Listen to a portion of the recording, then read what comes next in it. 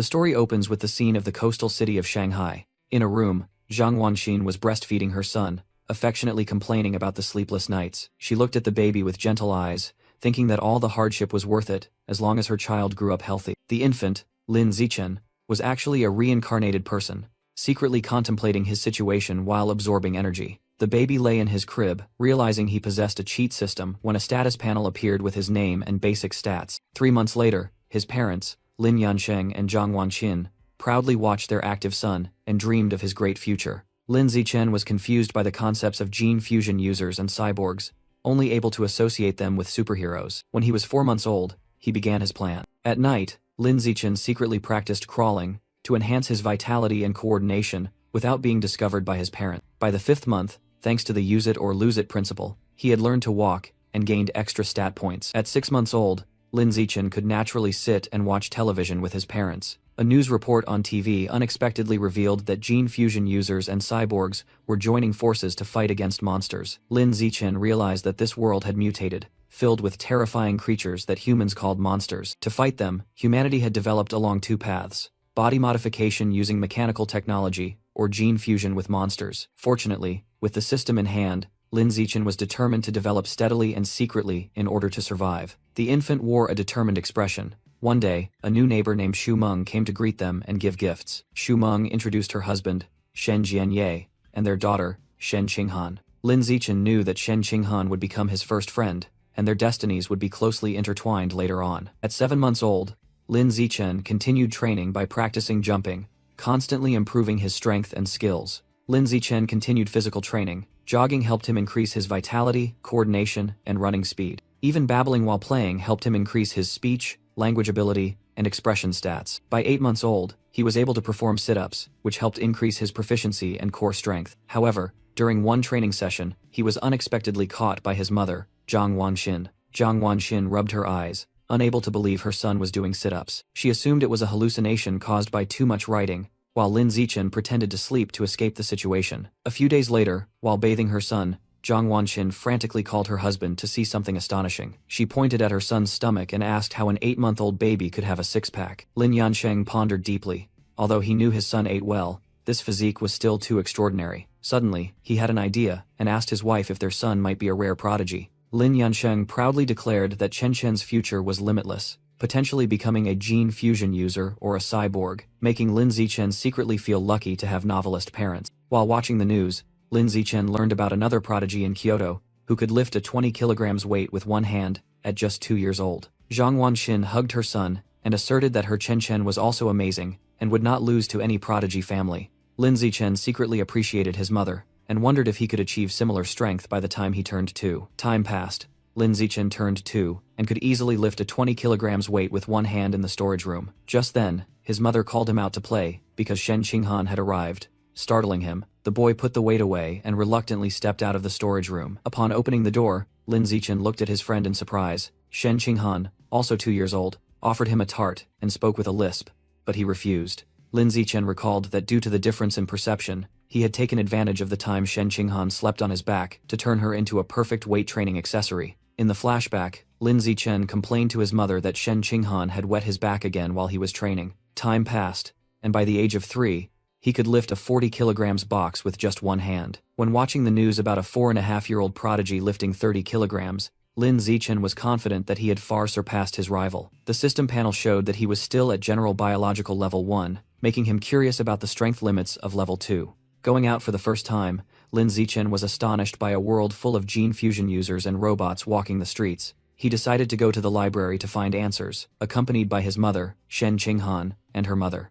Inside the library, Lin Zichen ran straight to the adult book section, ignoring the calls of his mother and Shen Qinghan. He refused Shen Qinghan's cookie to focus on reading, surprising the two mothers with his eagerness to learn. Through the books, Lin Zichen began to learn about the world, discovering 6 biological levels from general to mythical. He learned that each level was divided into 9 stages, and ordinary humans were limited to stage 1. The system immediately assigned him a new mission, reading 100 million words, making him excited because he could train both his mind and body. By the age of 4, Lin Zichen was still diligently training and reading simultaneously. The mission progress had reached nearly 44 million words. He started kindergarten, being led into the classroom by Miss Strawberry, along with Shen Qinghan. Not long after, he advanced to General Biological Level 2, able to lift 80 kilograms and possessing physical stats comparable to an adult. In class, Shen Qinghan was surrounded by a group of classmates mocking her as a bedwetter, which angered Lin Zichen. He decided he couldn't stand by, and immediately jumped over the desk to intervene.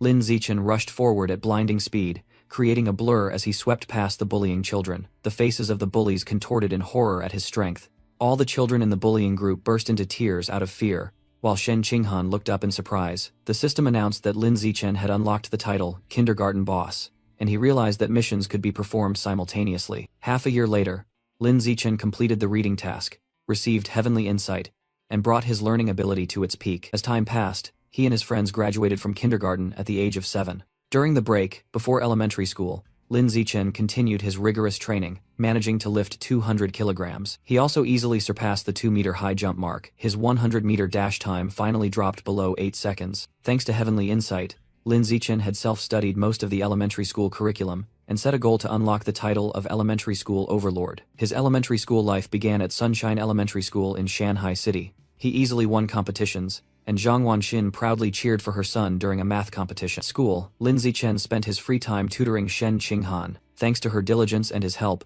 Shen Qinghan rose to second place in the class, right behind Lin Zichen. To quickly unlock the title, he participated in every sports event and broke all the records. Just when it seemed his elementary school life would pass peacefully, a new student transferred into his class. The teacher introduced the new student named Bai Shui, but Lin Zichen sensed something non-human about her. Bai Shui quietly walked between the rows of desks under the scrutiny of the entire class. Shen Qinghan marveled at Bai Shui's beautiful hair, but Lin Zichen paid no attention, preoccupied with thoughts about the new friend's abnormality. Bai Shui sat down at the empty desk right next to Lin Zichen. Lin Zichen secretly analyzed her, wondering if Bai Shui was a gene fusion user or their descendant. For the following days, Bai Shui didn't speak to anyone, and just slumped on her desk, causing everyone's initial curiosity to gradually fade.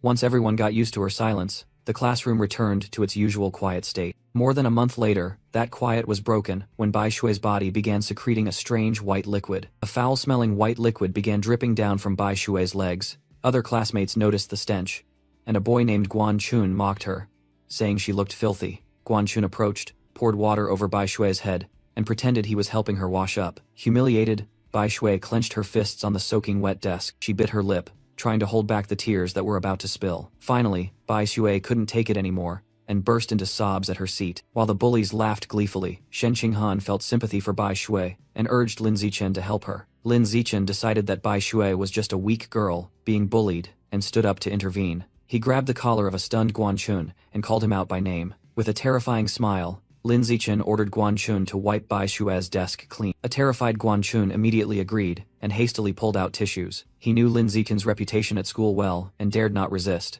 Lin Zichen then demanded that everyone who had bullied Bai Shui step forward and apologize to her immediately. The entire group of bullies fearfully shouted their agreement in unison. They lined up in front of Bai Shui, bowed their heads, and apologized one by one. Bai Shui looked up, tears welling up, and thanked Lin Zichen and Shen Qinghan. Shen Qinghan comforted Bai Shui, saying that helping a classmate was only natural. From that day on, Shen Qinghan actively befriended Bai Shui, and brought Lin Zichen along, often sharing food with her. One day, Bai Shui hesitantly started a question. She anxiously asked if Lin Zichen and Shen Qinghan hated her because her body smelled so bad. Bai Shui confessed that she had always been shunned by everyone, so having friends for the first time felt unreal. She looked up as someone affirmed that this was not a dream. Shen Qinghan empathized, saying that she had also gone through something similar, and would never despise her. Standing next to Lin Zichen, Shen Qinghan held out her hand, and promised that they would be friends forever. Immediately afterward, Shen Qinghan hugged a stunned Bai Shui. Bai Shui burst into happy sobs, profusely thanking both of her new friends. She suddenly remembered something. Bai Shui said that since they had been kind to her, she wanted to give them a gift too. She offered a pair of beast fangs, a birthday gift from her mother, and hoped they would remain best friends forever. The gift was accepted along with a firm promise of their friendship. Under the schoolyard sun, the three happily affirmed their eternal friendship. Sometime later, Shen Qinghan was shocked to hear that Bai Shui had transferred schools. Lin Zichen confirmed that he had personally seen her completing the withdrawal procedures. In a flashback, Lin Zichen secretly saw Bai Shui leaving with a cyborg bodyguard and a refined man, who emphasized that her file was top secret. Lin Zichen realized that Bai Shui's identity was truly not simple. He recounted that they never saw her again after that day. Lin Zichen thought that compared to Bai Shui's departure, What happened next captured his attention even more. At home, Zhang Wangxin happily praised her son's massage skills after a long day of writing. On TV, a breaking news report announced the new achievement of the Kyoto prodigy. The report revealed that the 10-year-old prodigy had successfully fused with a beast gene, lifting a 1,000-kilogram boulder with one hand. Lin Yansheng walked into the living room, grumbling about the Kyoto prodigy being on TV again, suspecting they were turning the boy into a celebrity for marketing purposes. He explained that the prodigy came from a 1,000-year-old martial arts clan, likely possessing advanced gene fusion techniques.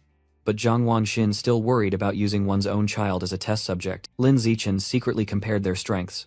After gene fusion, the prodigy could lift 500 kilograms, a 5-fold increase, while he, at 8 years old, could already lift 300 kilograms without fusion. He confidently clenched his fist, concluding that his potential was still far greater. His confidence vanished when the next news report announced a devastating monster attack in a neighboring country. Footage from witnesses showed the perpetrators were a horde of giant mutant rats ravaging the city. A woman was trapped in the jaws of one of the monsters, desperately crying for help. The beast's sharp teeth clamped shut in a pool of blood. At a press conference, an official confirmed that a heretical cult was behind the attack and called on nations to cooperate to destroy them. Lin Zichen felt fortunate to have been born in a powerful and stable country, allowing him to continue developing safely. Suddenly, his eyes widened in astonishment at an unexpected sound. He realized it was a supersonic boom from outside the window, startling the whole family. Lin Zichen rushed to the window and pulled back the curtains. He was astonished to see a squadron of government cyborgs soaring through the night sky, wondering if something bad had happened. The next morning, the scene shifted to the school gate. Shen Qinghan ran up to where Lin Zichen was waiting and urged him to hurry, or they would be late for school. Lin Zichen suddenly stopped, his gaze fixed on something unusual. He pointed out that the beast fang necklace around Shen Qinghan's neck was glowing, which surprised her too. Lin Zichen realized it might be the fang of a real mutant beast, and this was the source of the inhuman aura he had sensed from Bai Shui. The light only flashed for a moment, but between the appearance of the cyborgs last night and the strange fang, Lin Zichen had a bad feeling that something was about to happen. On their way to school, Lin Zichen and Shen Qinghan were stopped by a strange red-haired woman.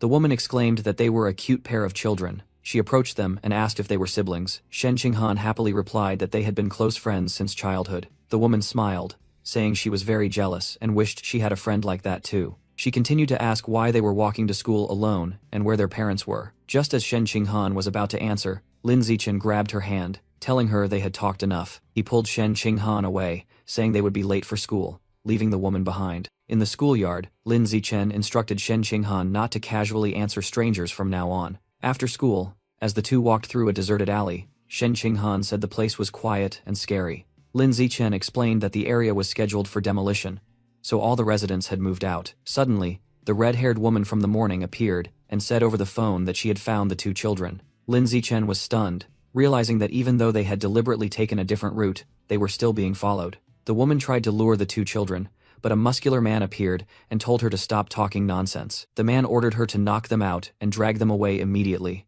He lunged toward the two children with a cloth in his hand, yelling that he was in a hurry to sell them for money. Lin Zichen immediately stood in front of Shen Qinghan, raising his hand in defense. The boy threw a punch straight at the attacker. Lin Zichen's fist slammed directly into the man's jaw, shattering his teeth. The muscular man was sent flying backward, while the red-haired woman watched in astonishment. The red-haired woman fearfully wondered how an elementary school student could punch an adult away. Without giving her time to recover, Lin Zichen rushed forward and delivered a punch to her stomach. The powerful blow caused the woman to collapse instantly. In Lin Zichen's hand was a hard object wrapped in a paper bag. He realized there were no surveillance cameras, and to keep his secret, he was forced to consider eliminating the kidnappers. Suddenly, the ground shook violently like an earthquake, startling both children. A hand with gigantic sharp claws smashed the nearby brick wall. From the rubble, a giant mutant rat emerged, leaving Lin Zichen stunned. The monster opened its mouth full of sharp teeth and clamped down on the unconscious red-haired woman. It ruthlessly swallowed the victim whole. When the monster turned toward them, Shen Qinghan screamed in terror, and Lin Zichen realized the situation was extremely dire. He quickly scooped up Shen Qinghan and confirmed it was a giant mutant rat. Lin Zichen said they needed to get to safety quickly, and started running. Unexpectedly, a figure in red armor streaked through the air. Lin Zichen was astonished to realize it was a cyborg rushing to engage the monster. At blinding speed, the cyborg landed directly on the monster's back. She announced the start of energy charging, and a sphere of light formed on her gauntlet. The cyborg aimed and shouted, "Anesthetic smoke." A barrage of projectiles shot out from her gauntlet, flying straight toward the monster. The projectiles exploded violently, and Lin Zichen quickly shielded Shen Qinghan from the shockwave. The rat monster roared in pain amidst the explosion. After the daze, it drooled and stood up, its eyes glittering. The blonde female cyborg rushed forward, enveloped in red energy, attacking the monster. At home, Lin Zichen watched the battle on TV and analyzed that the female cyborg's rank wasn't high since it took her more than 7 minutes to finish it. He pondered the danger of the giant mutant rat species. Some adults could reach level 5. Recalling the danger he had just escaped, Lin Zichen resolved to train harder and began heavy weightlifting, receiving stat points from the system. Time passed, and Lin Zichen and Shen Qinghan celebrated their 9th birthday together with their families. After making their wishes, they exchanged birthday gifts, and Lin Zichen gently patted her head. Shen Qinghan happily showed off the wooden hairpin he had personally made, saying she loved it very much. Soon, both graduated from elementary school, and Lin Zichen was excited about unlocking the middle school overlord title to gain the Law of the Jungle attribute. During the holiday, he trained intensely, performing 1,000 weighted push-ups to enhance his strength. Just before the school year began, his biological level broke through to General Tier 3, granting him the strength to lift 700 kilograms and run 100 meters in 6 seconds. The night before enrollment, Lin Zichen watched the news and wondered how strong the Kyoto prodigy was now. The news report showed the 14-year-old Kyoto prodigy, after ant-gene fusion, lifting a 2,000 kilograms alloy block. But Lin Zichen calculated that his base strength was still higher. He smiled expectantly, eager for the prospect of undergoing gene fusion himself someday. Lin Zichen's middle school life officially began. He and Shen Qinghan went to Shanghai Middle School together. He had accepted the school's invitation on the condition that they both be placed in the same class. The principal and teachers personally welcomed Lin Zichen, but he quickly found an excuse to leave. The reason was that he and Shen Qinghan had planned to play badminton on the school's sports court. Shen Qinghan held the racket and shuttlecock, happily calling for Lin Zichen to start the match. Shen Qinghan launched a skillful badminton shot. Suddenly, a hand blocked the flying shuttlecock. An upperclassman wearing a backward baseball cap appeared, declaring that the court belonged to the seniors. His two friends chimed in with teasing remarks, but Shen Qinghan firmly retorted that they had arrived first. Lin Zichen stepped forward, coldly reminding the seniors about the first-come, first-served rule. The leader arrogantly declared that he would take the court regardless of the rules. Lin Zichen picked up the shuttlecock and told the group to listen. He tossed the shuttlecock into the air,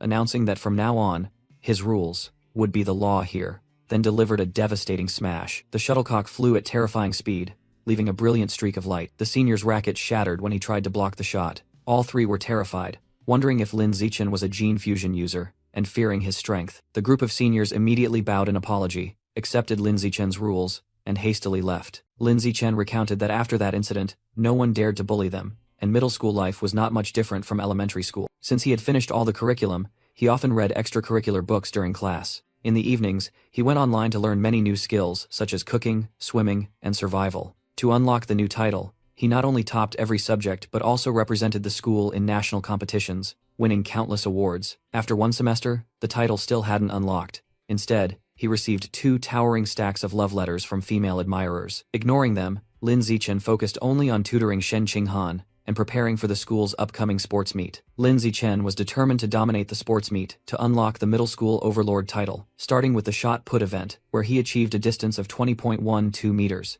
He participated in 3 events representing strength, vertical, leap, and speed. With superior speed, he easily conquered the track, aiming for complete dominance in athletics. Although he held back to avoid drawing attention, Lin Zichen still easily won the gold medal, and sat next to Shen Qinghan. Immediately afterward, he suddenly felt a surge of power awakening within him. The system announced that he had unlocked the middle school overlord title and a new biological attribute, Law of the Jungle. The new ability allowed him to absorb life essence to evolve, making him wonder about the meaning of life essence while walking with Shen Qinghan. Pulled back to reality by Shen Qinghan's call, an idea suddenly struck Lin Zichen. He asked to borrow the beast fang that Shen Qinghan always wore around her neck. Shen Qinghan did not hesitate to give him the pendant. Upon touching it, Lin Zichen immediately sensed an unusual energy source from the object. The new ability activated, revealing the fang was actually the tooth of an abyssal butterfly, and beginning the process of collecting its life essence. That evening, Lin Zichen tried to search for information about the abyssal butterfly online. However, the search results were completely empty, yielding no data whatsoever. Deciding to investigate himself, he rummaged through his school bag. He found another beast tooth, remembering that Baishua had given him 2. Absorbing the essence from the second tooth, his collection progress increased to 2%. Lin Zichen realized that the remaining essence in these teeth was too little, and he needed another method to complete the collection. The next day, he began a harsher training regimen, cycling Shen Qinghan to school every day. He did this so he could quickly take Shen Qinghan to safety if they encountered monsters again. As Lin Zichen was cycling with Shen Qinghan, a muscular man stopped them and introduced himself as Teacher Guo from the school's martial arts team. Teacher Guo enthusiastically invited Lin Zichen to join the team, praising his outstanding performance at the sports meet. He stressed that Lin Zichen's athletic talent surpassed even his academic abilities, and pleaded with him to accept the invitation. Before Lin Zichen could refuse, Teacher Guo told him to come to Training Room C tomorrow, and then left. That night, after returning home, Lin Zichen pondered his abilities. He swatted a mosquito dead on his hand. He realized that killing small creatures like cockroaches or mosquitoes did not activate the law of the jungle skill, concluding that only powerful beasts possessed enough essence for absorption. He grabbed his phone, determined to test his hypothesis. He got on his bicycle. He decided to head straight to the beast meat supermarket, taking Shen Qinghan along. Soon, the two arrived at a market in the city center. Inside, Lin Zichen was disappointed to find that all the beast meat was pre-packaged, preventing him from making direct contact to test his ability. Suddenly, he heard someone hawking freshly cut beast meat. He spotted a stall where a butcher was processing fresh, raw beast meat. Lin Zichen turned to the bewildered Shen Qinghan and told her to wait a moment. He was going to touch the meat. Without further explanation, he rushed toward the meat stall. He approached the pile of fresh meat and placed his hand on a piece. Immediately, a stream of purple energy enveloped his hand as he sensed the intense life essence within the beast meat. Lin Zichen picked up a piece of meat, his expression utterly thrilled, while Shen Qinghan watched from behind, worried and confused about what was happening. Shen Qinghan, confused, asked him how it felt. Wondering if it was different from normal meat, Lin Zichen invited Shen Qinghan to touch the beast meat, but she frantically refused. He then suggested buying some to cook and try, which utterly astonished Shen Qinghan. Lin Zichen thought to himself that the beast meat was unbelievably expensive, with ghost squid meat costing 998 and another type going up to 2,000 per kilogram. Nevertheless, he decisively chose to buy the cheapest ghost squid variety. Shen Qinghan anxiously tried to dissuade him, arguing that the meat was too expensive, and they should ask Zichen's mother first. To reassure her, Lin Zichen gently patted her head, causing Shen Qinghan to blush. He lied, saying his mother had already instructed him to buy some. Lin Zichen imagined his mother, Zhang Wanxin, happily telling him to buy meat for both families to throw a party. While paying 2,994 for 3 kilograms of meat, he thought about his true purpose, checking whether absorbing the essence would spoil the meat. After being thanked by the cashier, Lin Zichen left, secretly lamenting how expensive the price was. It was already dark, and the two hurried home on the bike, concerned for their safety. Unable to wait any longer, Lin Zichen decided to test his ability right on the way home. The moment he touched the piece of ghost squid meat, a stream of purple energy immediately radiated out. The system announced that he had absorbed a trace of ghost squid life essence, and his body was enveloped in a purple electric current. The ghost squid bestiary was unlocked with 0.1% progress, accompanied by an image of the giant monster. Returning to reality, Lin Zichen continued cycling, carrying the drowsy Shen Qinghan behind him. He calculated that to complete 100% of the bestiary, he would need 100 kilograms of meat, equivalent to 100,000. Despite the huge cost, he believed that possessing the ghost squid's ability to dissolve in water and disappear was entirely worth it. Lin Zichen was determined to find a way to earn this massive sum of money himself. He suddenly remembered the secondary purpose of buying the meat, to check if it spoiled after absorbing the essence. Lin Zichen thought to himself that it was time to check the results of the absorption. He was delighted to see that absorbing the life essence did not spoil the meat, with the ghost squid progress bar reaching 3%. Lost in thought, Shen Qinghan suddenly shouted a warning to be careful of someone ahead, forcing him to slam on the brakes. Due to his distraction, Lin Zichen crashed into a passing couple and quickly apologized. He blamed himself for focusing too much on the absorption and forgetting to watch the road, when Shen Qinghan suddenly pointed ahead. Before them was a horrifying sight. A muscular man was holding a knife to Teacher Cao Mei's throat, shouting threats that he would kill her if anyone approached. The police force had surrounded the scene, demanding the kidnapper remain calm and drop his weapon. The police captain ordered his subordinate, Ah Bing, not to act rashly, while Ah Bing suggested using sleeping gas. However, the captain rejected the idea, worried that an obvious action might provoke the suspect into doing something reckless. Seeing the stalemate, Lin Zichen quietly bent down and picked up a small stone from the sidewalk. The stone was thrown at terrifying speed, knocking the gun out of a police officer's hand. After ricocheting, the stone hit the kidnapper's arm, causing him to drop the knife in pain and allowing the hostage to escape. Seizing the golden opportunity, the captain shouted and led his team forward. The kidnapper was quickly subdued, while a female officer rushed to comfort Teacher Cao Mei, who was still in shock. Shen Qinghan suspiciously asked if Lin Zichen had thrown the stone, but he signaled her to be quiet and quickly rode away. Just then, the captain called out, asking directly if the student was the one who threw the stone. Lin Zichen flinched, quickly waving his hands to deny it while sweating profusely. The captain watched the two children disappear, wondering why someone would do a good deed and not want recognition. He picked up the stone, thinking to himself that such a brave act would surely come with a reward.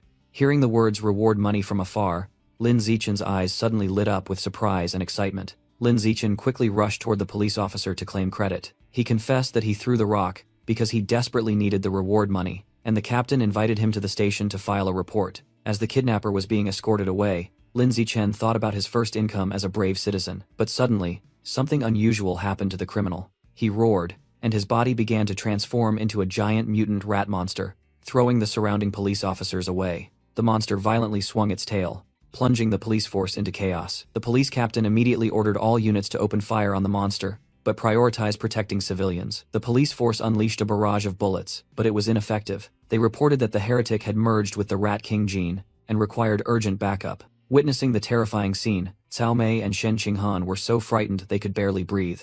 Lin Zichen immediately grabbed both of them and shouted that escaping was the most important thing right now. He pulled them away, secretly relieved that the monster wasn't chasing them. Suddenly, a figure enveloped in purple energy swooped down from the night sky, astonishing all three of them. It was a female cyborg.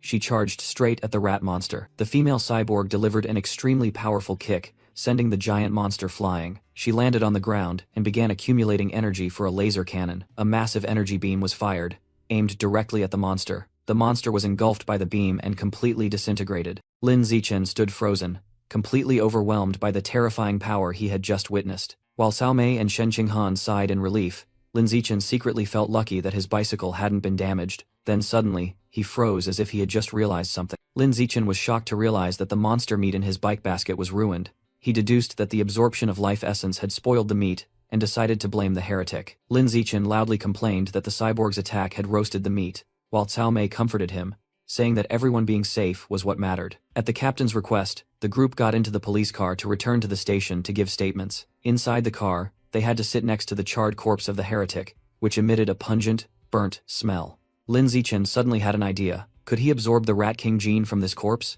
Deciding to try immediately, he secretly activated his ability on the corpse. A stream of blazing red energy flowed from his hand. Lin Zichen felt a source of life essence being absorbed. The system announced that he had absorbed a portion of the giant mutant rat's essence, reaching 5% progress, astonishing him because the freshness of the corpse increased the effectiveness. Reminded by the police officer about his movement, Lin Zichen quickly pretended that he was just stretching because he had been sitting for too long. At the police station, the captain questioned how a middle school student like him could throw a rock so accurately at the heretic's hand. Lin Zichen vaguely replied that it was probably because he frequently trained his right arm. The implied answer left the police captain speechless, unsure what else to say. Unexpectedly, Lin Zichen's parents, along with Shen Qinghan's mother, arrived to pick them up, making him surprised and ask why they came. Zhang Wanxin rushed over in panic, calling her son's name in extreme worry. She hugged Lin Zichen tightly, saying she had been scared to death, while he tried to reassure his mother that he was fine and had even received a bravery reward.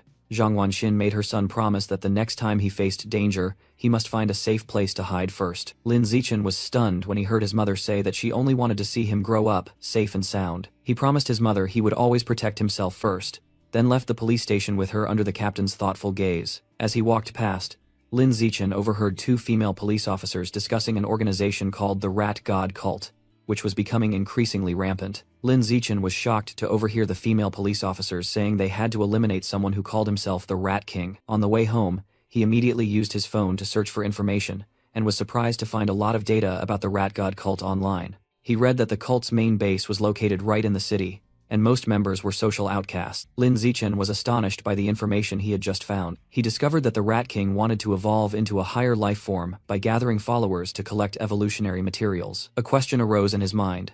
Had the Rat King developed intelligence? Suddenly, Lin Zichen saw an unusually large rat by the roadside, and wondered if it was related to the Rat King. He quickly dismissed the thought, figuring that in the south, rats the size of cats were not uncommon. It was then that he realized Shen Qinghan had been silent the entire way. Seeing her trembling legs, Lin Zichen suspected that the old problem was recurring. He recalled that whenever Shen Qinghan was anxious or startled, she couldn't hold it in, just like when she was little. As the car sped through the night, he pondered that her condition might be related to some kind of mysterious potential. Arriving home, Zhang Wanxin screamed in horror when she discovered the monster meat was gone. Lin Zichen scratched his head, making the excuse that he had accidentally dropped the meat during the emergency. Zhang Wanxin immediately calmed down, saying that as long as her son was safe, the meat didn't matter. Lin Zichen sighed in relief, having successfully deceived his mother. Immediately afterward, he quickly stopped his father, lying that even if the meat were found, it would already be spoiled.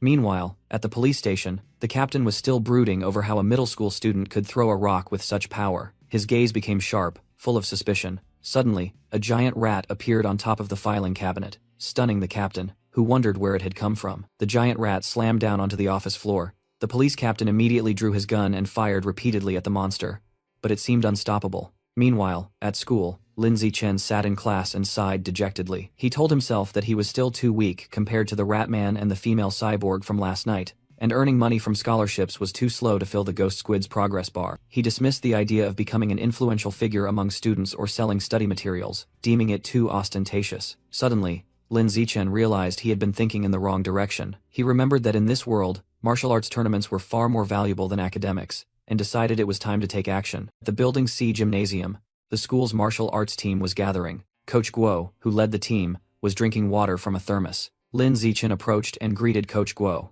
The coach recognized the outstanding student and asked if he was here to join or just to inquire. Lin Zichen whispered, asking about the opportunities to compete and the prize money for city-level martial arts tournaments. Coach Guo confidently replied that the prizes were very high, potentially reaching tens of thousands. Hearing this, Lin Zichen immediately decided to join the team and was cheerfully welcomed by the coach. Coach Guo gathered the entire team, announced the new member, and introduced Lin Zichen as the national math champion. The team members introduced themselves one by one, including Zhang Kai, Huang Tianxing, Li Shutong, and Han Yishuo. Since Lin Zichen was new, Coach Guo started by demonstrating basic punching and kicking techniques. He explained that even Li Shutong, the fastest learner on the team, took a week to master them, then told Lin Zichen to try. Lin Zichen immediately took a stance, perfectly mimicking the coach's posture. With his heaven-sent martial insight ability, every detail of the coach's movements was analyzed and copied in his mind. The system announced that Lin Zichen had completely mastered Xing Yi Quan and received the title of Martial Arts Master. Coach Guo gaped,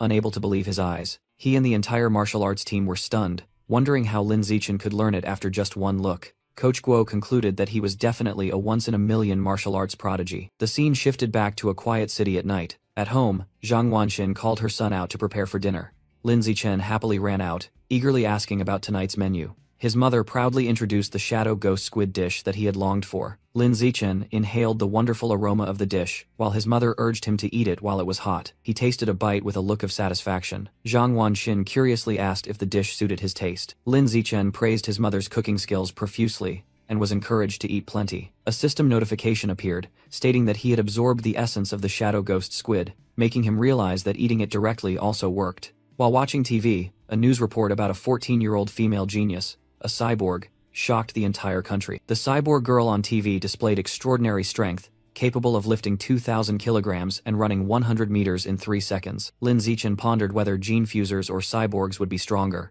The news suddenly switched to a tragedy. Security Captain He Xuanshan had been devoured by a giant mutant rat. Lin Zichen was horrified, realizing that monster might be one of the ones from the previous incident. He was determined to intensify his training, and quickly achieved a 100-meter dash time of 4.61 seconds. His strength skyrocketed, with a high jump of 5.1 meters, and the ability to lift 1,200 kilograms with one hand. Lin Zichen did not neglect his martial arts training, hoping to quickly boost his strength for the upcoming tournament. The next morning, he returned to school. He went to the gym to continue training, and his friend Hanlin curiously followed him. On the way, a cheerful pink-haired female student stopped them and asked Lin Zichen if he had eaten breakfast. The girl offered a bottle of fresh milk as a gift. Lin Zichen politely declined, though he still thanked her for her kindness. Witnessing this, a senior male student was enraged that the person who stole his championship now refused a gift from his goddess. He immediately rushed out and blocked Lin Zichen's path. The senior questioned Lin Zichen for hurting the girl, but Lin Zichen replied that he was allergic to milk, which the senior didn't believe. The senior immediately challenged Lin Zichen to a match,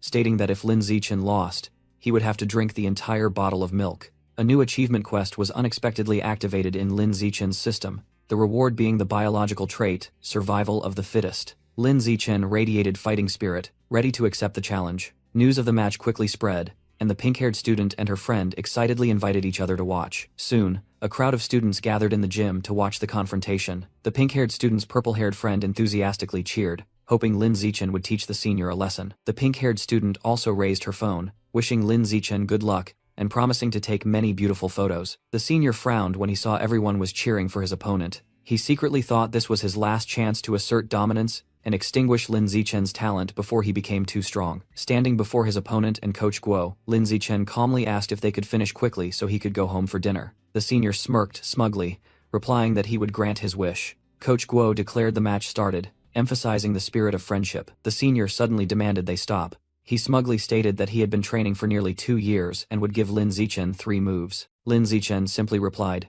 "All right," then charged forward at terrifying speed, giving his opponent no time to react. He unleashed a powerful straight punch. His fist slammed directly into the opponent's face, sending blood splattering. The senior collapsed onto the floor, knocked unconscious after just 1 blow. Coach Guo gaped in astonishment, unable to believe it was a knockout punch. The crowd of students was also stunned, shocked by how quickly the match ended. Hanlin cheered excitedly, joyfully shouting that Zichen had won. The other female students also jumped up and cheered, praising Lin Zichen as amazing. A system notification appeared, confirming Lin Zichen had defeated an opponent, and he thought he needed to eliminate 999 more people. He turned to the other seniors with a radiant smile, suggesting they all fight him. The entire group of male students turned pale with fear at the challenge. They quickly made up every excuse, from needing to attend tutoring, going home to eat, to having a stomachache. In order to flee the training room, the recently defeated senior scrambled back up, unconvinced, shouting that Lin Zichen had sucker punched him. Coach Guo told his student, Zhang Kai, to accept the defeat, but secretly thought he would have someone else test him. He called a muscular student named Xiao Lizi onto the mat, much to the chosen student's panic. Xiao Lizi shakily took his stance, verbally asking for forgiveness and secretly praying not to be hit in the face. 10 minutes later, the seniors on the martial arts team were sprawled across the floor after their practice matches with Lin Zichen. Lin Zichen realized that only the victory against Zhang Kai was recorded by the system, while the other practice matches were not, leading him to conclude that he had to genuinely defeat his opponents. Coach Guo joyfully grabbed Lin Zichen, praising him as a genius and the team's new ace after only a month of joining. He confidently declared that with Lin Zichen, Shanghai High School would definitely win the regional martial arts tournament championship this year. Lin Zichen suddenly had an idea, realizing the tournament was the perfect opportunity to defeat a large number of opponents simultaneously. He believed that simply winning an official competition would ensure his achievement progress was recorded. Suddenly, Zhang Kai called Lin Zichen's name. He loudly declared that he accepted his defeat and would not utter a single word, even if Lin Zichen humiliated him. Zhang Kai's crude declaration left everyone present, including Lin Zichen and Coach Guo, utterly stunned and horrified. Before Zhang Kai could finish his sentence, Coach Guo led the entire group in a panicked retreat away from him. In a flashback, Lin Zichen recounted that Shen Qinghan had trained with him so she could enter the martial arts class. After running 3,000 meters, they would both spend an hour practicing hand-to-hand combat techniques. Next, they performed sit-ups and push-ups to enhance their physical strength and endurance. After every training session, Lin Zichen would also help Shen Qinghan stretch by giving her a massage. Lin Zichen himself did not slack off. He trained with all his might to prepare for the tournament and unlock new attributes. 1 month later, the day of the tournament finally arrived, and Lin Zichen walked confidently with his sports bag slung over his shoulder. The venue was the city arena, a magnificent stadium with a fighting ring at the center and thousands of spectators. In the contestant waiting area, Coach Guo nervously announced that they had drawn an unlucky lot, placing them in the same bracket as the strongest team, Shanghai No. 1 High School. Meanwhile, a group of students from the opposing school were discussing with glum expressions the fact that Shanghai No. 1 had someone who could run 100 meters in under 9 seconds. Lin Zichen raised his hand, volunteering to the coach that he wanted to compete first. Coach Guo agreed, calling Lin Zichen onto the mat, much to the astonishment of his teammates. From the stands, Hanlin and teacher Guo enthusiastically cheered for Lin Zichen as he warmed up. He stomped his foot hard onto the fighting ring, and the ground cracked slightly under his power. Lin Zichen's opponent, a tall, muscular student, recognized him as a freshman and complimented his talent. However, the giant mocked that this fighting ring was not meant for a freshman kid who wasn't even 1.7 meters tall. He flexed his muscles, declaring he would show Lin Zichen the true disparity in size and strength. The referee signaled, and the match officially began. The large opponent immediately charged forward with a powerful punch. He was stunned when Lin Zichen easily dodged his lightning-fast attack. Immediately afterward, Lin Zichen delivered a punch to the opponent's torso. The force from that single punch sent the giant flying far across the ring. The referee stammered, declaring Lin Zichen the winner in disbelief. Hanlin cheered excitedly at his incredible performance. The entire Shanghai High School martial arts team erupted in joy, concluding that the opponent was all bulk and lacked agility. On the other side, the opposing team's coach was angrily scolding his student for not using footwork and only charging straight in to attack. Lin Zichen looked satisfied at the system panel, which announced he had defeated an opponent and that his achievement progress bar had increased. The opposing coach turned to the next fighter, ordering Chen Feng to crush the freshman kid as quickly as possible. Chen Feng stepped onto the ring, taking his stance ready for the next match. The referee shouted loudly, signaling the start of the match. Immediately, Chen Feng lunged forward, attacking Lin Zichen in a flash. Lin Zichen easily dodged the blow and countered with a powerful kick to the opponent's flank. The force of the kick was so great that Chen Feng was thrown into the air, spinning uncontrollably. He fell hard onto the mat, losing consciousness and being completely knocked out. The medical team rushed Chen Feng onto a stretcher, hurrying him to the hospital for a head examination. The audience buzzed with discussion, suggesting Lin Zichen had only gotten lucky, and even suspecting the match was fixed. However, the opposing team's coach clutched his head in horror, realizing that this freshman possessed formidable strength. He called out the next fighter, Gao Fei, instructing him to focus on defense and forbidding him from losing. Gao Fei confidently stood up, reassuring the coach that he would definitely win. On the stage, Gao Fei secretly underestimated Lin Zichen, confident in his superior speed and combat experience. The audience once again discussed Gao Fei's ability to run 100 meters in under 9 seconds, and his background as the son of a gene fusionist. The referee once again declared the match started. Gao Fei immediately rushed forward, attacking Lin Zichen with astonishing speed. Lin Zichen unleashed the flowing water-crushing rock fist technique, creating countless phantom punches to block the attack. Witnessing this, Gao Fei's coach furiously yelled because the boy had failed to follow the defensive strategy. Gao Fei secretly thought that a genius like himself didn't need defense, while Lin Zichen calmly analyzed his opponent's boxing style. Despite continuous attacks, Gao Fei still couldn't touch Lin Zichen, causing him to panic. Gao Fei screamed in desperation, while Lin Zichen casually provoked him to use all his other moves. Provoked, Gao Fei frantically unleashed a barrage of punches. Lin Zichen coldly declared the match over and easily defeated Gao Fei. The crowd fell silent, jaws dropped in astonishment at the overwhelming victory. Meanwhile, Coach Guo and the Shanghai school teammates cheered excitedly. The subsequent opponents were even weaker, and Lin Zichen defeated them one after another. Before long, he had single-handedly swept all 5 members of the opposing team. Over the next 2 days, Lin Zichen continued to single-handedly defeat 2 more schools. As a result, he led Shanghai High School to win the championship of the 8-school tournament. Despite the victory, Lin Zichen mused that at this rate, it would take many years to complete the system's mission. Unexpectedly, Teacher Guo gave him the majority of the tournament prize money, totaling 20,000 yuan. Combined with other academic awards, Lin Zichen had saved about 30,000 yuan. However, that money was quickly used by him to purchase a large quantity of ghost squid meat. At home, Lin Zichen devoured the squid meat to increase his system progress to 33%, while his mother continuously brought him more food.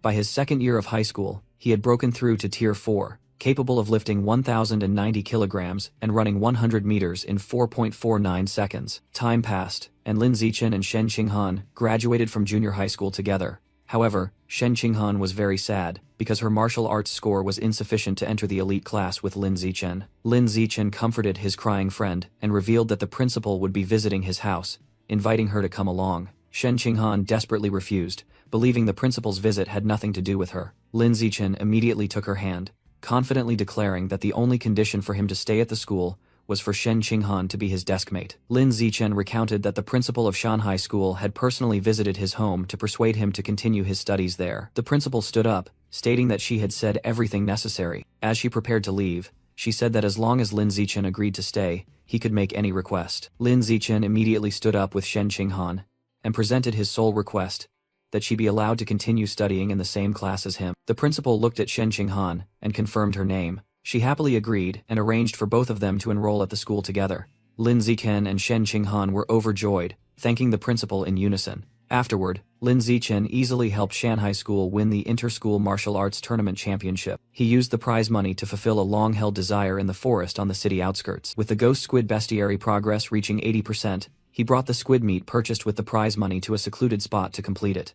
Wasting no time, he began absorbing the life essence from the squid meat. Immediately, the system announced that the ghost squid bestiary was 100% complete, astonishing him. He successfully unlocked and received a new biological attribute, Blessing of Liquid Affinity, allowing him to move and breathe freely underwater. However, Lin Zichen felt this ability was somewhat mediocre. He tested it in a nearby pond and noticed his skin didn't wrinkle and swimming was easier, but there were no other effects. He told himself that the ghost squid was only a low-level monster, so if he wanted better attributes, he had to buy higher-grade meat. Or he would wait until he was strong enough to hunt and consume mutant monsters like the giant mutant rat himself. Before the school year began, his family and Shen Qinghan's family decided to take a beach vacation together. At the beach, Shen Qinghan complained that the seawater was too cold.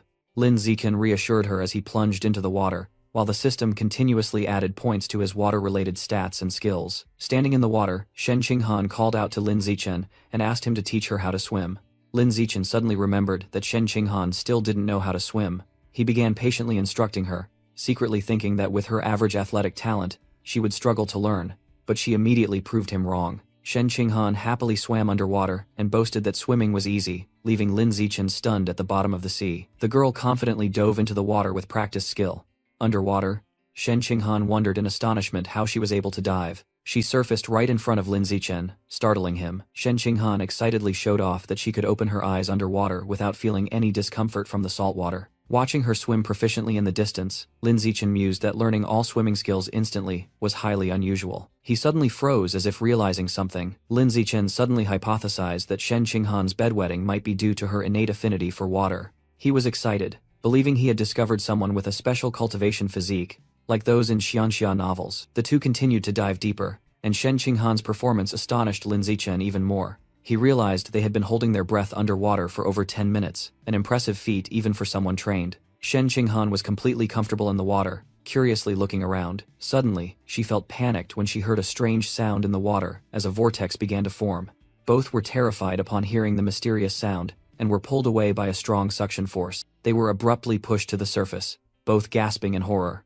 Once ashore at night, Lin Zichen anxiously asked why Shen Qinghan had suddenly become so stressed. Shen Qinghan tremblingly explained that she had continuously heard strange, terrifying sounds in her ears earlier. Lin Zichen asked about the strange sound, and Shen Qinghan recounted that it was a female voice constantly echoing in her ear, which only vanished when she reached the shore. To reassure Shen Qinghan, Lin Zichen immediately took her back to the hotel, but searching online yielded no results. Unable to sleep, he decided to return to training, and unexpectedly leveled up after completing 1,000 weighted sit-ups. The system announced that his biological level had advanced to Tier 5, a level strong enough to confront a mature giant mutant rat. After the breakthrough, Lin Zichen went to a deserted beach to test his new power. He could now run 100 meters in just 3.64 seconds and jump 6.98 meters high. He leaped over the tops of coconut trees, realizing he could now lift a car weighing about 1,600 kilograms with one hand. His strength had increased dramatically compared to when he first reached Tier 4.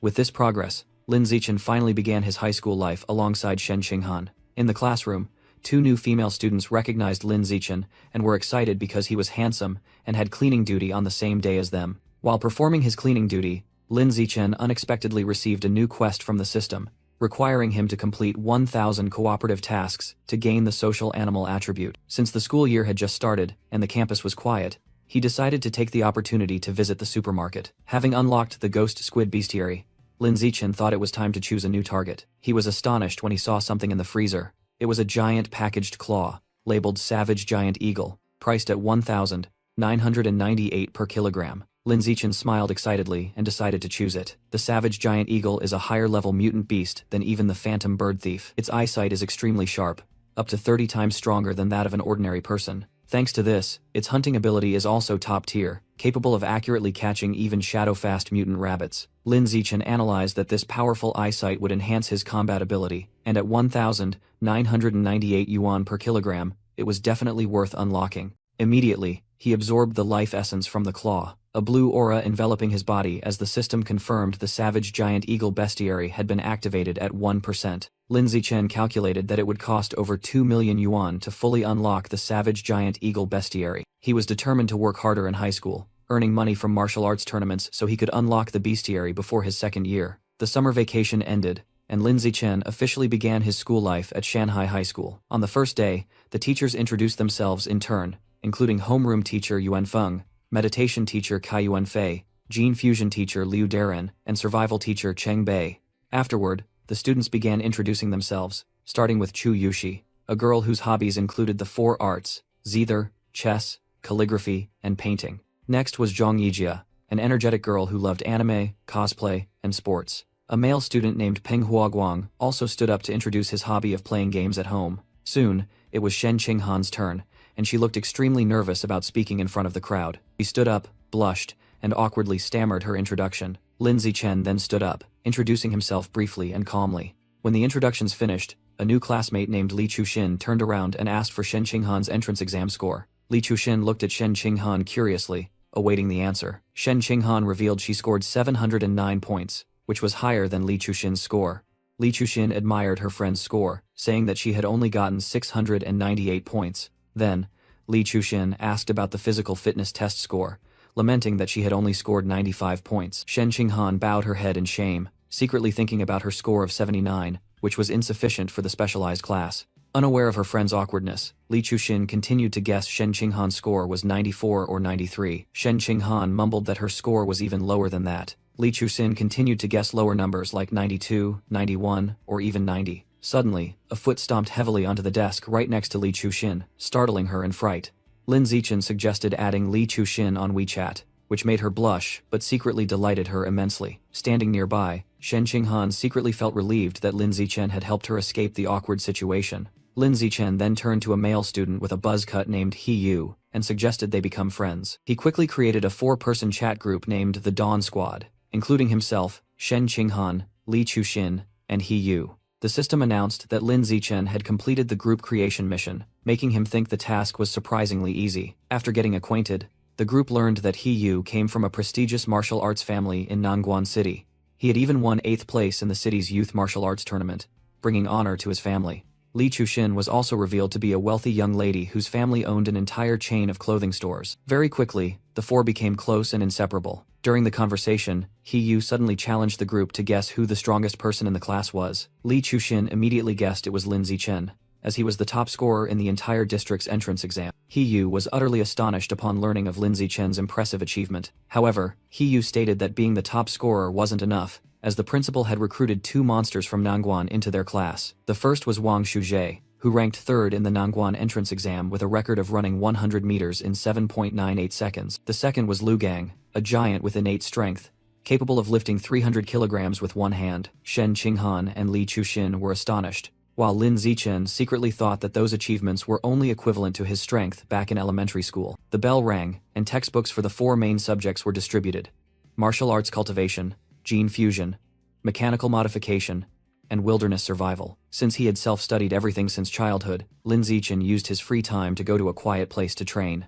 He was determined to continue getting stronger, as the threat from the rat god cult remained, and the Rat King had yet to reveal itself. That afternoon, the first practical class was wilderness survival, and teacher Cheng Bei asked if anyone knew how to create fire by friction. While the other students were amazed, Wang Shuji easily created fire by drilling wood, while Lu Gang was still struggling. Teacher Cheng Bei was stunned and asked how those 2 students knew this skill. Lu Gang explained that he had taken an extracurricular course, while Wang Shuzhe arrogantly said he had learned it online back in elementary school. Following the performance of the Nangguan duo, Lin Zichen also quickly created fire and gave instructions to the members of his group. Later in the martial arts cultivation class, teacher Yuan Feng announced that he would teach a special breathing technique. However, the lesson turned into a stage for Lu Gang and Wang Shuji, as they easily performed the difficult movements they had learned previously. More than a month passed, and teacher Kai Yuanfei announced that it was time to test the class's learning progress. The teacher announced attractive cash prizes for the top 3 ranks, with 888 yuan for the first place winner.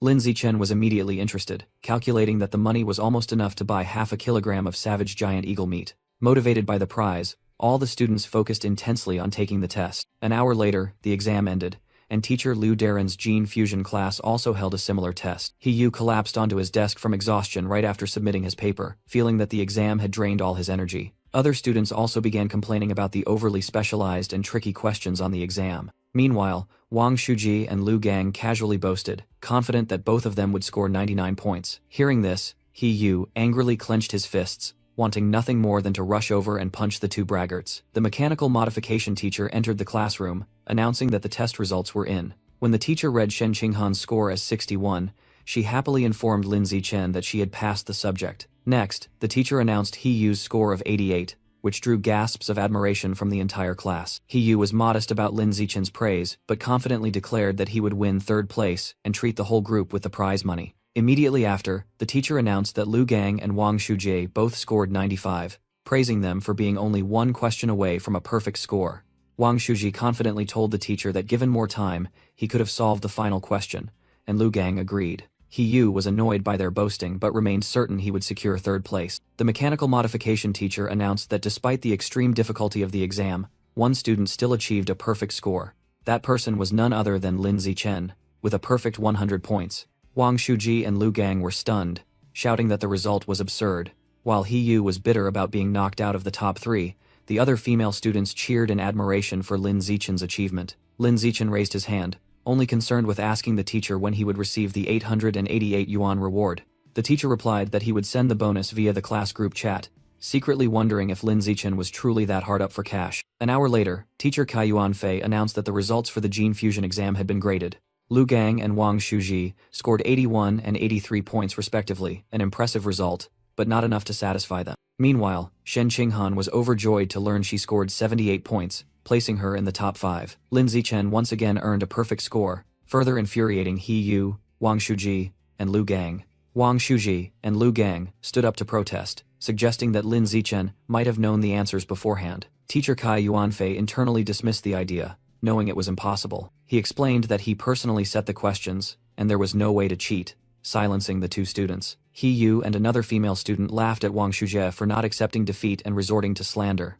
Lunch break ended, and the class quickly began the wilderness survival test. Teacher Cheng Bei announced the prize and the test contents, which included climbing, swimming, and fire starting. Wang Shuji resolved to reclaim his honor in the afternoon test. Lu Gang agreed, declaring he would use all his strength to crush Lin Zichen and wash away the humiliation. In the wilderness survival test, Lin Zichen easily took first place in the tree climbing section, leaving the Nanguan duo far behind. However, Shen Qinghan struggled with the mountain climbing section and finished last. In the fire starting section, Lin Zichen once again demonstrated superiority, completing it in just 58 seconds. During the swimming test, Shen Qinghan revealed her innate talent, swimming faster than everyone else and leaving Wang Shuji stunned. After the test, Wang Shuji and Lu Gang were completely demoralized and remained silent for a long time. The silence was broken when teacher Yuan Feng gathered the class for a martial arts assessment following a month of training. Wang Shuji and Lu Gang immediately regained their fighting spirit, determined to reclaim the #1 spot using their combat skills. Before the sparring matches, Yuan Feng had the entire class warm up with a 3-part physical fitness test. Lin Zichen completed the 100-meter dash in 7.78 seconds and lifted 330 kilograms with one hand. He continued to lead in the vertical jump section with a result of 2.18 meters, secretly thinking that just slightly surpassing the duo was enough. Wang Shuji and Lu Gang gaped in astonishment, unable to comprehend Lin Zichen's absurd strength. Wang Shuji tried to reassure Lu Gang that combat technique was the deciding factor, and they still had hope. Afterward, the entire class moved to the arena area, and Lin Zichen was the first to step onto the stage. Because his stats were so terrifying, no one dared to challenge Lin Zichen, leaving him waiting alone. To break the deadlock, Yuan Feng assigned a student named Lu Wei to fight Lin Zichen. Both took their stances, preparing for the first sparring match. To save time, Lin Zichen decided to finish quickly and defeated Lu Wei with a single blow. He immediately defeated another male opponent right after. A female student was no exception, being knocked out by Lin Zichen in the blink of an eye. Witnessing this, Wang Shuji and Lu Gang realized in horror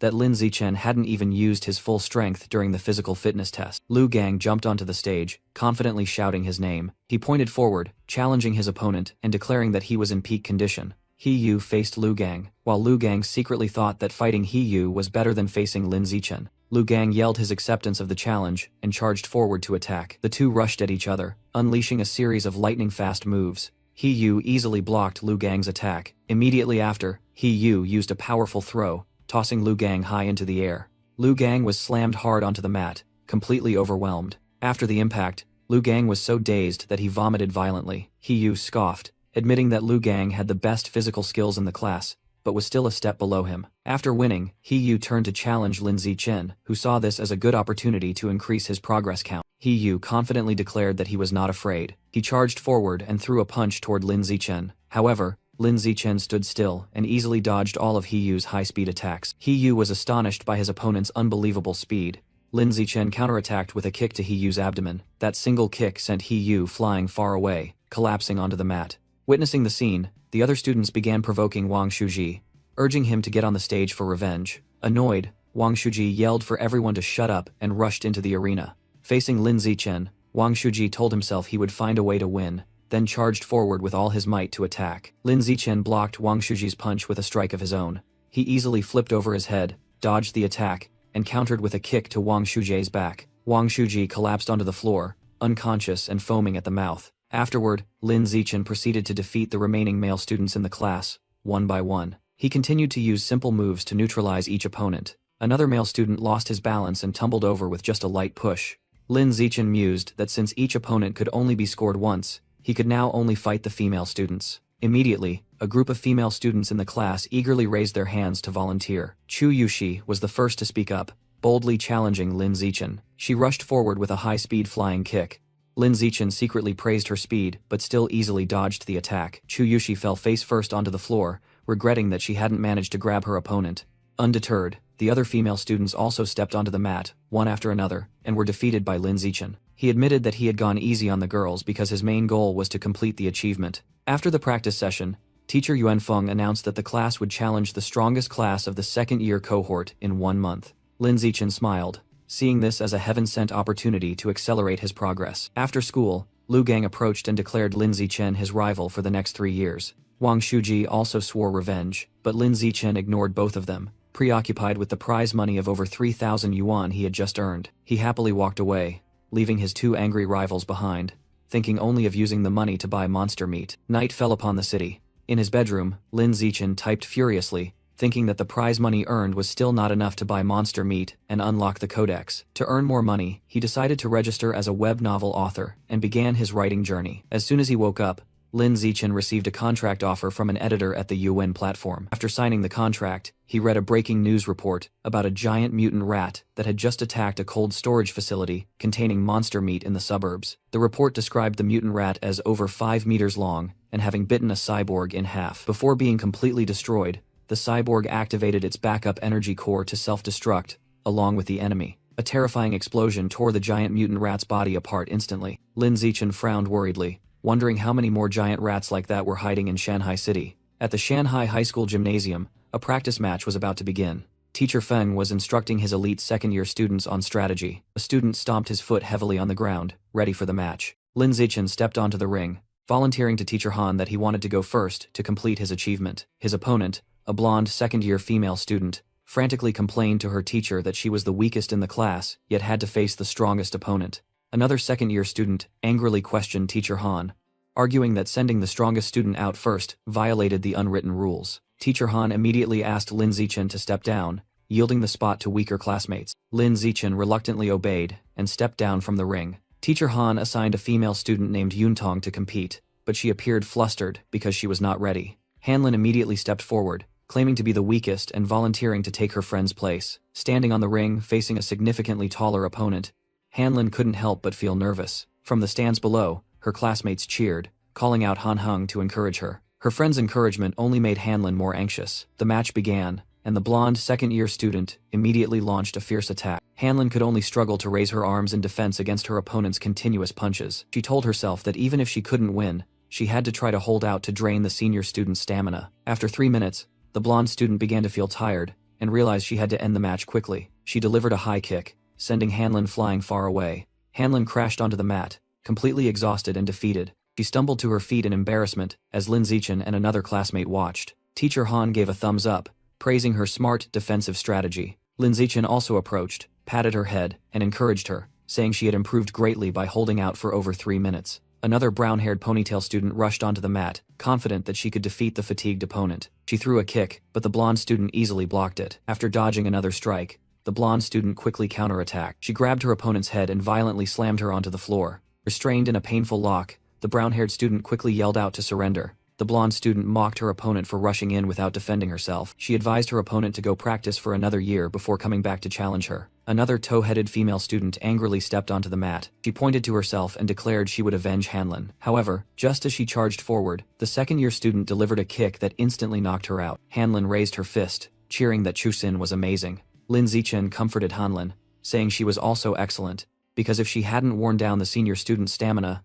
Chusin wouldn't have won so easily. 2 hours later, Teacher Feng crossed his arms and mocked Teacher Han, saying that his class only had 4 people left and that he had definitely won the meal bet. Teacher Han replied, telling him not to celebrate too soon, because Lin Zichen, Wang Shujie, Lu Gang, and He Yu, the true aces of the first-year class, were still remaining. Teacher Han confidently called for He Yu to prepare for the next match. He Yu responded and quickly jumped onto the stage, ready for action. He provoked his opponent, asking if the senior student was ready to face his punches. A light brown-haired second-year male student crossed his arms, mocking He Yu and telling him to stop showing off. Immediately, He Yu threw a punch straight at the student's face, yelling that he had ruined his cool moment. The second-year student was sent flying onto the floor after the surprise attack. He Yu stood on the stage looking down, contemptuously asking who allowed an idiot like him to speak, and called him trash. He stomped his foot hard on the floor to show intimidation. Another male student from the opposing team, with long grayish-purple hair, stepped forward, calling He Yu an arrogant brat.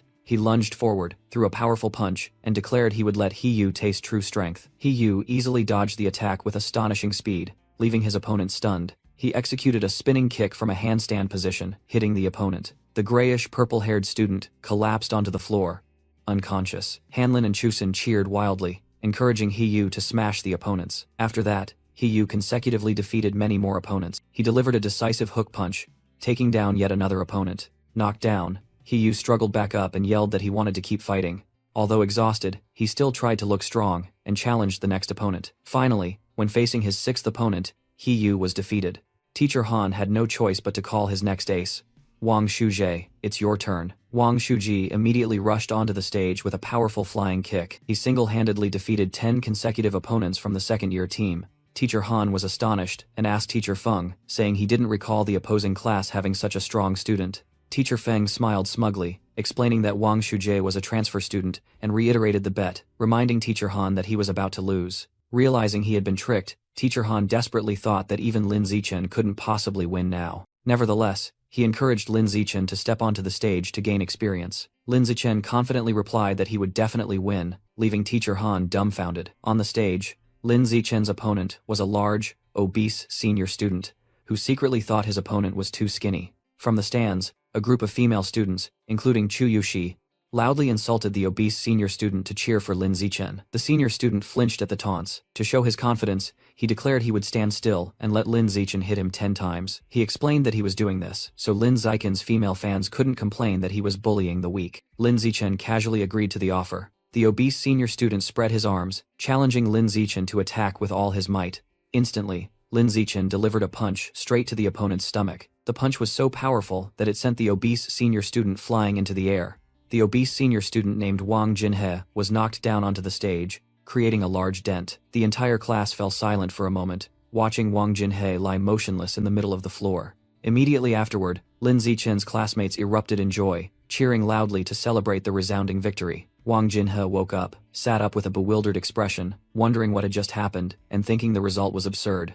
Teacher Han, astonished, told Teacher Feng that Lin Zichen was insane, even comparing him to the legendary Wu Tiancheng of the past. However, Teacher Feng argued that Wu Tiancheng was on a different level, a non-human, who had once terrified even the principal. Lin Zichen curiously approached and asked the two teachers about the person named Wu Tiancheng. Teacher Han explained that Wu Tiancheng was a senior student who, as a first year, single-handedly wiped out the entire third-year elite class. He continued to list Wu Tiancheng's incredible achievements, running 100 meters in 6.12 seconds, a standing high jump of 3.96 meters, and lifting 650 kilograms with one hand. Lin Zichen pretended to be scared, but secretly thought that strength was only comparable to his own during the summer break of 6th grade. After the match, the entire class was treated to a meal at the Mingxiang restaurant. He Yu led the toast, calling on everyone to celebrate the victory Lin Zichen had brought them. The whole class responded in unison, shouting Brother Chen's name in the festive atmosphere. Lin Zichen became famous, surrounded by classmates asking questions and requesting to be friends, which made him feel slightly awkward. Amidst the noise, he realized that only Shen Qinghan hadn't changed, still quietly putting food into his bowl. Shen Qinghan flinched when she was looked at, blushing. She told Lin Zichen that she needed to go to the restroom for a moment. Lin Zichen watched his friends retreating back, and secretly thought that even her habit of uncontrollably needing to pee hadn't changed. As she neared the door, Shen Qinghan stumbled when she overheard two other female students gossiping, calling her a maid who flattered her master. The two female students discussed how Shen Qinghan only got into the elite class by sucking up to Lin Zichen, and that their relationship wouldn't last long. Shen Qinghan suddenly appeared behind them, her face darkening as she coldly denied, "I am not a flatterer." She boldly declared that she was Lin Zichen's childhood sweetheart, astonishing the two female students. On the way home, Lin Zichen noticed Shen Qinghan's sad expression and asked about it worriedly. Shen Qinghan sadly recounted how her mother used to comfort her, saying that when she grew up, she wouldn't wet the bed anymore. She confessed that even now, she has to wear diapers every night when she sleeps, which makes her very uncomfortable. With a distressed look, Shen Qinghan told Lin Zichen that she felt like a disabled person who couldn't control her bladder. Lin Zichen looked straight at her and asserted, "You are not disabled." He explained that her inability to hold her urine was actually her superpower, it just hadn't fully developed yet. Shen Qinghan exclaimed in surprise. "A superpower?" Lin Zichen confirmed it, suggesting that her extraordinary affinity for water was a manifestation of that superpower. Hearing this, Shen Qinghan curiously asked if Lin Zichen's strength since childhood was also a superpower. Lin Zichen admitted that he also had a superpower, just like her. Encouraged, Shen Qinghan began to fantasize about the kind of superpower she might possess. Lin Zichen smiled reassuringly, saying it would definitely be a very powerful superpower. As they approached a building, they were stopped by an armed special forces team, who warned them not to approach because they were exterminating rats for public safety. Inside, a middle-aged man was fighting back against the special forces with a stick, desperately screaming at them not to kill the rats he called his brothers. He cried out in pain and indignation as he watched the rats continue to be killed. In a fit of rage, the man swung his broom and charged at the special forces team. Shen Qinghan fearfully asked Lin Zichen if that man was crazy. Lin Zichen calmly replied that mentally ill patients are all like that, then led his friend home. That night, at Lin Zichen's house, the whole family was gathered together. They watched the news report together about the disappearance of a young female teacher the previous week. Zhang Wanxin worriedly exclaimed that this was already the 4th disappearance of a young woman this month. Lin Yansheng corrected her seriously, stating that this was actually the 5th case. The news displayed images of all 5 victims and issued a warning to young women. Zhang Wanxin turned to instruct her son to keep an eye on Shen Qinghan, and Lin Zichen happily agreed. Meanwhile, at a security station in Shanghai City, the rat-loving man had been arrested. A doctor stepped out of the interrogation room, where the suspect was sitting silently. The police officer asked about the situation, and the doctor reported that the suspect hadn't said a word, as if he were mute. The police officer immediately countered, asserting that the man had been screaming non-stop at the market. Suddenly, the police officer felt something was wrong, and stared in shock at the interrogation room. Both watched in horror as the man inside began convulsing violently. Amidst the doctor's panicked screams for cyborg assistance, the man's body transformed into a giant mutant rat. The police forces present at the scene immediately opened fire on the monster. A female officer reported to the commander that all cyborgs were currently on assignment,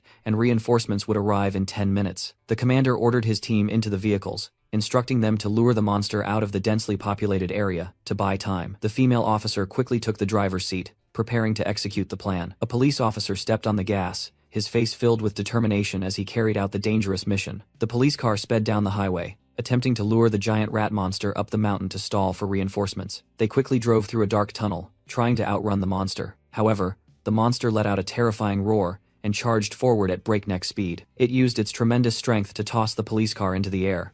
Inside the overturned car, the female officer was severely injured and desperately thought that everything was over. The monster stood towering next to the wreckage of the car, roaring in triumph. Suddenly, a barrage of missiles flew in and exploded violently against its body. A female cyborg in purple armor appeared in the sky, declaring that she had locked onto the target. She ordered the attack, and missiles continuously slammed into the monster's body.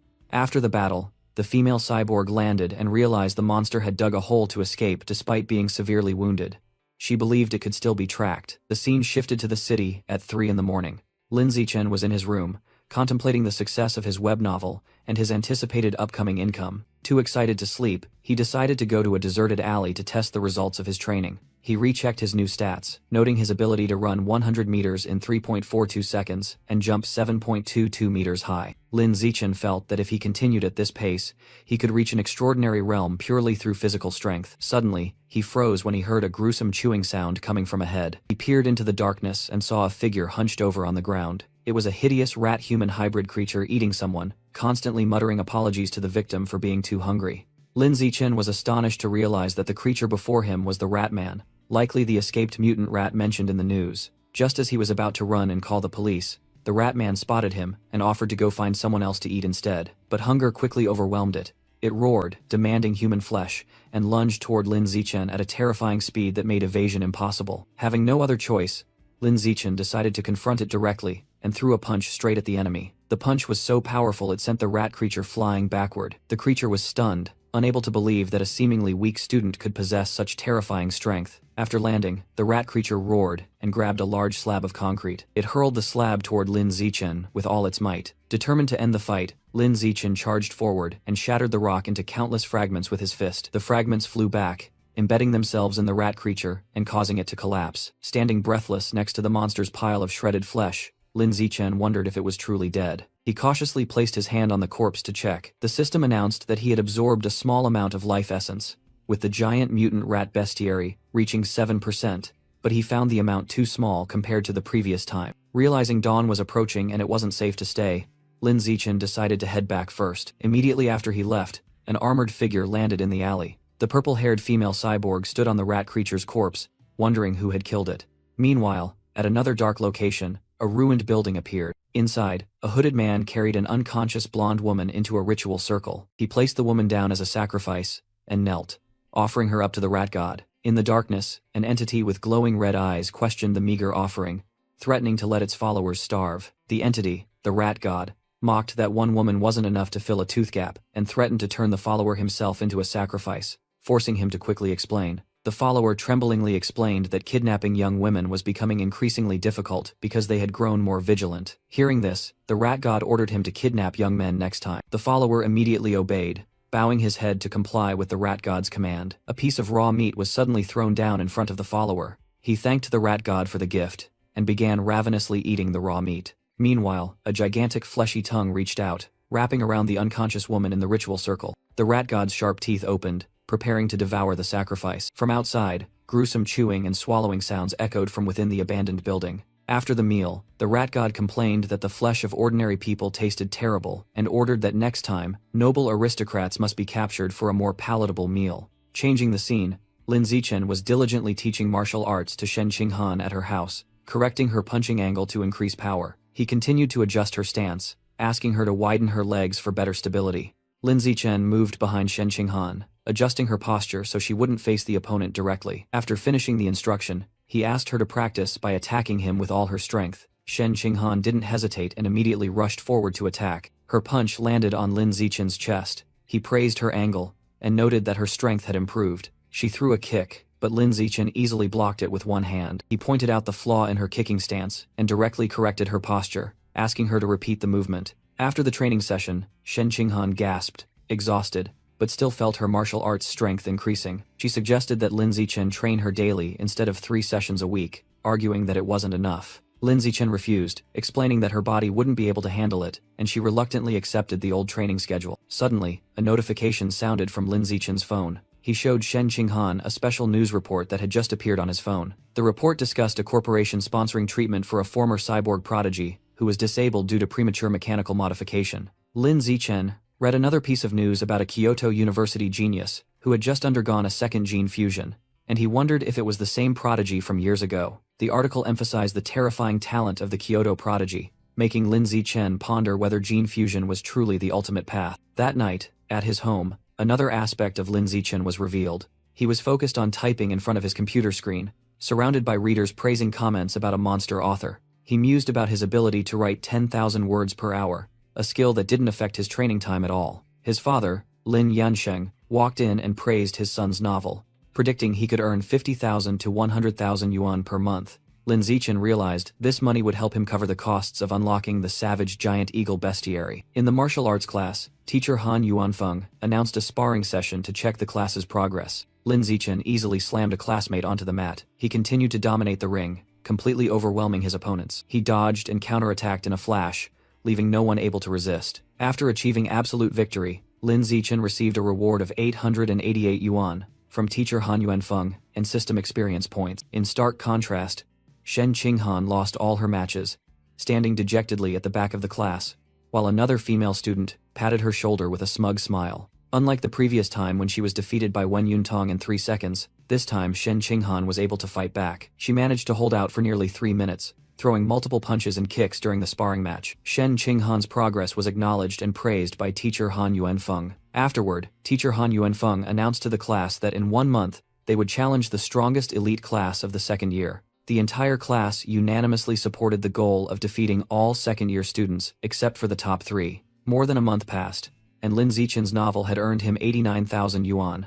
He went to a store and asked to buy savage giant eagle meat. The sales clerk said that buying 50 kilograms at once would grant a 5% discount. Lin Zichen decided not to buy for now, choosing to wait until next month to save enough money to take advantage of the promotion. The next day at school, a different scene unfolded. Shen Qinghan invited Lin Zichen to try the newly opened stir-fry stall in the cafeteria. They arrived and saw the chefs showcasing their cooking skills. Shen Qinghan was extremely delighted by the appetizing aroma of the dishes. Both quickly grabbed a tray full of hearty food. While they were eating, Shen Qinghan was glad they had arrived early, while an argument about cutting the line began to erupt behind them. The argument grew heated between He Yu and another male student. Shen Qinghan anxiously asked Lin Zichen if they should intervene, but he calmly suggested that He Yu could handle it himself. The other male student angrily glared at He Yu, who was standing defiantly with his hands on his hips. Immediately after, that student called 4 more friends over to confront He Yu. He Yu angrily questioned the group of 5 students who were cutting the line, but the ringleader casually admitted his actions. He yelled, demanding that they get in line immediately. He Yu tensed up, radiating killing intent, preparing to use force to resolve the situation. However, he was astonished to realize he couldn't even push 2 of the guys in the group. Standing nearby, Shen Qinghan worriedly told Lin Zichen that He Yu seemed to be in trouble. Lin Zichen immediately stepped forward, placed a hand on He Yu's shoulder, and politely asked the other student to go to the back of the line. The ringleader turned around, arrogantly challenging Lin Zichen on what he would do if he refused to move. Lin Zichen smiled, raised his phone, and replied that he would report them. The student sneered, claiming that resorting to reporting was a cowardly act. Lin Zichen retorted that cutting the line was far more despicable. Threatened, the entire group reluctantly stomped off in frustration. The scene shifts to a mansion in the wealthy district of Shanghai City at night. Inside, a black-robed leader informed the kneeling followers about the death of member Xia Qiang, and stated that he deserved it. The leader then introduced a new member who would replace Xia Qiang. He relayed the rat god's words that common people taste terrible, and from now on, the sacrifices must be noble and powerful individuals. The other members worried that kidnapping important people was too risky and would lead to serious consequences. The leader proposed a safer solution: kidnapping the sons of wealthy merchants who lacked political power. He assigned the first mission to the new member: practice by capturing a handsome young man to offer to the rat god's offspring. The new member confidently accepted the order, promising to deliver the most handsome offering in the entire city. He Yu angrily revealed that the students who cut the line the day before were the elite class they were about to face. Lin Zichen calmly replied that being academically gifted doesn't equate to good character. He suddenly noticed a news item on his phone. It was a missing person report for a young master. This was already the 5th case. Lin Zichen suspected that these disappearances were connected to the rat god cult. The day of the challenge arrived, and students gathered around 2 large martial arts rings. The group of second-year students who caused trouble last week continued to provoke He Yu. He Yu did not hesitate to respond with a similar gesture. When the match began, Shen Qinghan was the first to step onto the ring. She was quickly and completely overwhelmed by a black-haired second-year female student. Shen Qinghan was thrown far away by a powerful kick. She fell to the floor and silently admitted that her opponent was too strong. After that, Huang Tianxing landed a punch on the black-haired second-year female student. Previously, many other students had also been defeated by this second-year female student. Not only Shen Qinghan but also Li Chuxin and others were completely helpless. It wasn't until Huang Tianxing stepped in that the first second-year female student was defeated, but another second-year female student, red-haired and wearing glasses, quickly took control of the situation. She single-handedly defeated 9 opponents in a row, including 3 male students. Before long, the first-year class only had 4 people left: Lin Zichen, Wang Shuji, Lu Gang, and He Yu. Meanwhile, the second-year class still had 36 people who hadn't fought, and the 5 who were eliminated earlier were all female. Teacher Han worriedly admitted that the power gap was too large, and his students had no chance of winning. He turned to He Yu, assigning him the task of defeating the remaining 6 female students on the opposing team. He Yu confidently accepted and got into a ready stance. He secretly thought that he was ready to face even more senior female students. In the blink of an eye, He Yu ended the match. All 6 second-year female students were easily defeated by him. Immediately after, the first male student from the second-year class stepped onto the ring, provoking He Yu. He Yu responded, secretly thinking that the first opponent must be the weakest, and this was his chance for revenge. Suddenly, the opponent rushed forward with terrifying speed and threw a punch. The punch landed squarely on He Yu's abdomen. He Yu collapsed, stunned by the opponent's speed and power. The second-year senior sneered, telling He Yu to admit he was trash and surrender.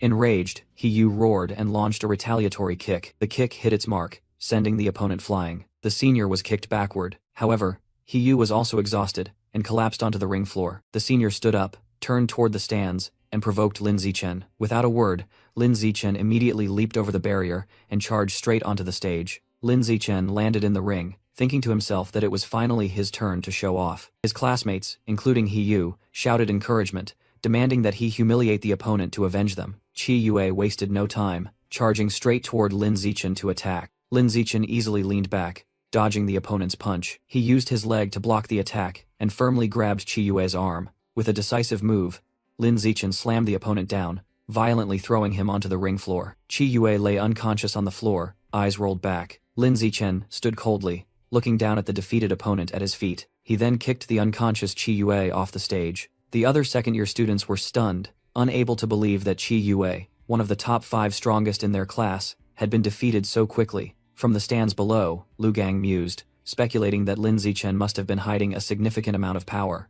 Wang Shuzhe and Lu Gang were astonished by Lin Zichen's strength, wondering if he was even human. Lin Zichen turned to the remaining group of second-year students and challenged the next person. The entire group of seniors trembled in fear of his power. Half an hour later, Lin Zichen stood in the center of the ring, surrounded by the 29 defeated second-year students, and silently calculated his progress. A system panel appeared, showing the total number of opponents defeated was 119 over 1,000, and Lin Zichen felt this progress was too slow. He realized his strength far surpassed the high school level, and decided he would create his own rules. On Monday, a shout of astonishment echoed from the principal's office. In the office, Lin Zichen proposed that the principal organize a rewarded individual challenge match, declaring that he would challenge the entire school. In the office, the Shanghai High principal expressed skepticism, finding it ridiculous that a freshman like Lin Zichen wanted to challenge the entire school. Lin Zichen resolutely invited her to the gym so he could prove his strength. The two of them proceeded together into the school gymnasium. Inside, the principal crossed her arms and wondered why Lin Zichen had brought her here at this hour. He took off his outer jacket and declared that he would show her his power. Realizing his intention, the principal panicked and tried to stop him. Lin Zichen said nothing, his hand already gripping the barbell. To the principal's astonishment, he easily lifted the 700 kilograms barbell with just one hand. The principal stood frozen, completely stunned by the extraordinary sight. She thought to herself that this strength even surpassed the record set by Wu Tiancheng, the strongest student in the school's history during his freshman year. Completely convinced, she gave him a thumbs up and happily agreed to arrange a personal challenge match for him against the entire school. Lin Zichen reminded her not to forget to prepare prizes to encourage participation. He proposed a dual prize system, including a participation prize and a large cumulative grand prize that he would receive if no one could defeat him. The principal confidently assured him that she would arrange everything exactly as he wished. He instructed her to keep his strength a secret, and she happily agreed. Afterward, the scene shifted back to the principal's office. The principal handed Lin Zichen the plan.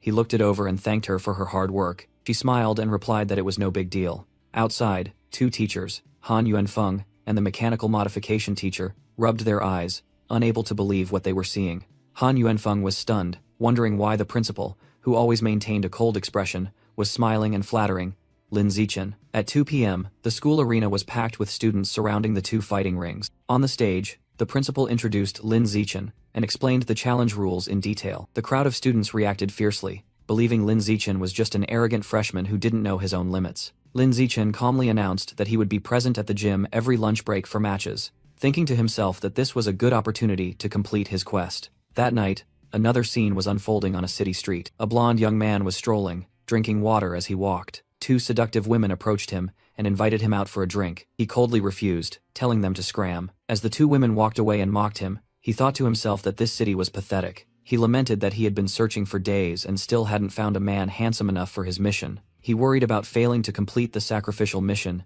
and being punished by the leader. He also realized he was too weak to kidnap celebrities who were always surrounded by bodyguards. Just as the deadline was approaching and he was despairing, a figure flashed past. It was Lin Zichen jogging in the evening. The predator was stunned, thinking to himself that Lin Zichen was incredibly handsome. He rejoiced that he had finally found his perfect target so easily. With a sinister smile, he decided that Lin Zichen was exactly who he was looking for. He quietly followed Lin Zichen as the boy turned into a deserted alley. Noticing the secluded path, he flashed a savage grin.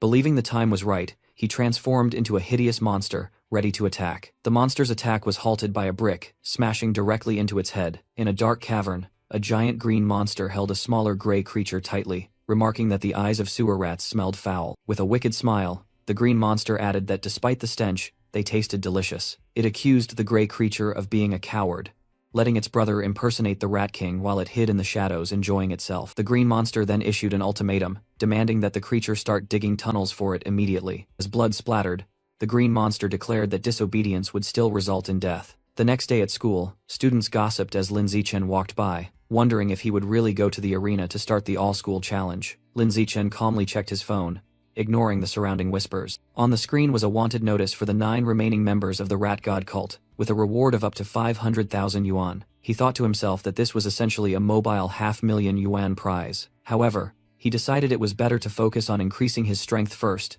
and worry about the reward later. Upon arriving at the arena, he saw a massive crowd of students already gathered around the ring. Standing on the stage, Lin Zichen observed the large number of participants with satisfaction. He thought to himself that besides the matches, there were also prizes for the participants. Hanlin used the microphone to announce that anyone who participated in the challenge would receive a raffle ticket with great prizes. The male students cheered excitedly, shouting about game consoles, phones, and the chance to meet Shen Qinghan. A lovesick student reached out, desperate to be the first challenger. However, a female student jumped past him, declaring that she would go first. Chaos erupted as dozens of eager female students climbed over the male students, all trying to rush the ring. The ring was quickly filled by a group of female students, all shouting that they wanted to challenge Lin Zichen. A female student excitedly touched Lin Zichen's arm, marveling at its firmness. Another female student pressed close, blushing as she admired his handsome face. Countless hands from other female students also reached out, touching Lin Zichen. Surrounded by the fervent crowd, Lin Zichen thought to himself that things were getting strange. He decided to act. Although he didn't like hitting girls, he did it for the sake of his achievement goal. With a flick of his hand,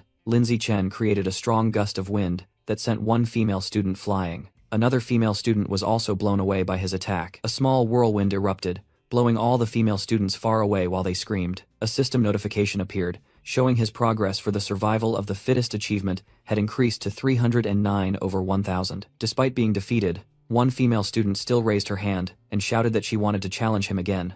Lin Zichen coldly declared that those who had lost were not allowed to challenge him again. The female students looked disappointed, one lamenting that she still wanted to be close to him. A muscular male student stepped out, declaring that he had been annoyed by Lin Zichen for a long time and wanted to teach him a lesson. Lin Zichen threw a single punch, and his achievement progress immediately soared to 419 over 1,000. The male student collapsed onto the floor, instantly unconscious. Time passed in the silence of the arena. Lin Zichen stood over a pile of defeated students and challenged, "Is there anyone else?" A tall male student wearing glasses stepped out from the crowd, announcing his participation in the match. The crowd recognized him as Yan Xiaoshuan, the overlord of the second-year elite class. The students recounted that Yan Xiaoshuan had once defeated an entire class by himself, but he himself had been subdued by an upperclassman named Chen Wuxing. On the stage, Yan Xiaoshuan began lecturing Lin Zichen, saying that he used to be arrogant like that. Lin Zichen silently listened with an indifferent expression as Yan Xiaoshuan continued his lecture about there always being someone stronger. Fed up with the speech, Lin Zichen interrupted to ask Teacher Feng if the match could start, and the teacher reluctantly agreed. Before Yan Xiaoshuan could finish his advice, he was struck by a devastating punch to the face.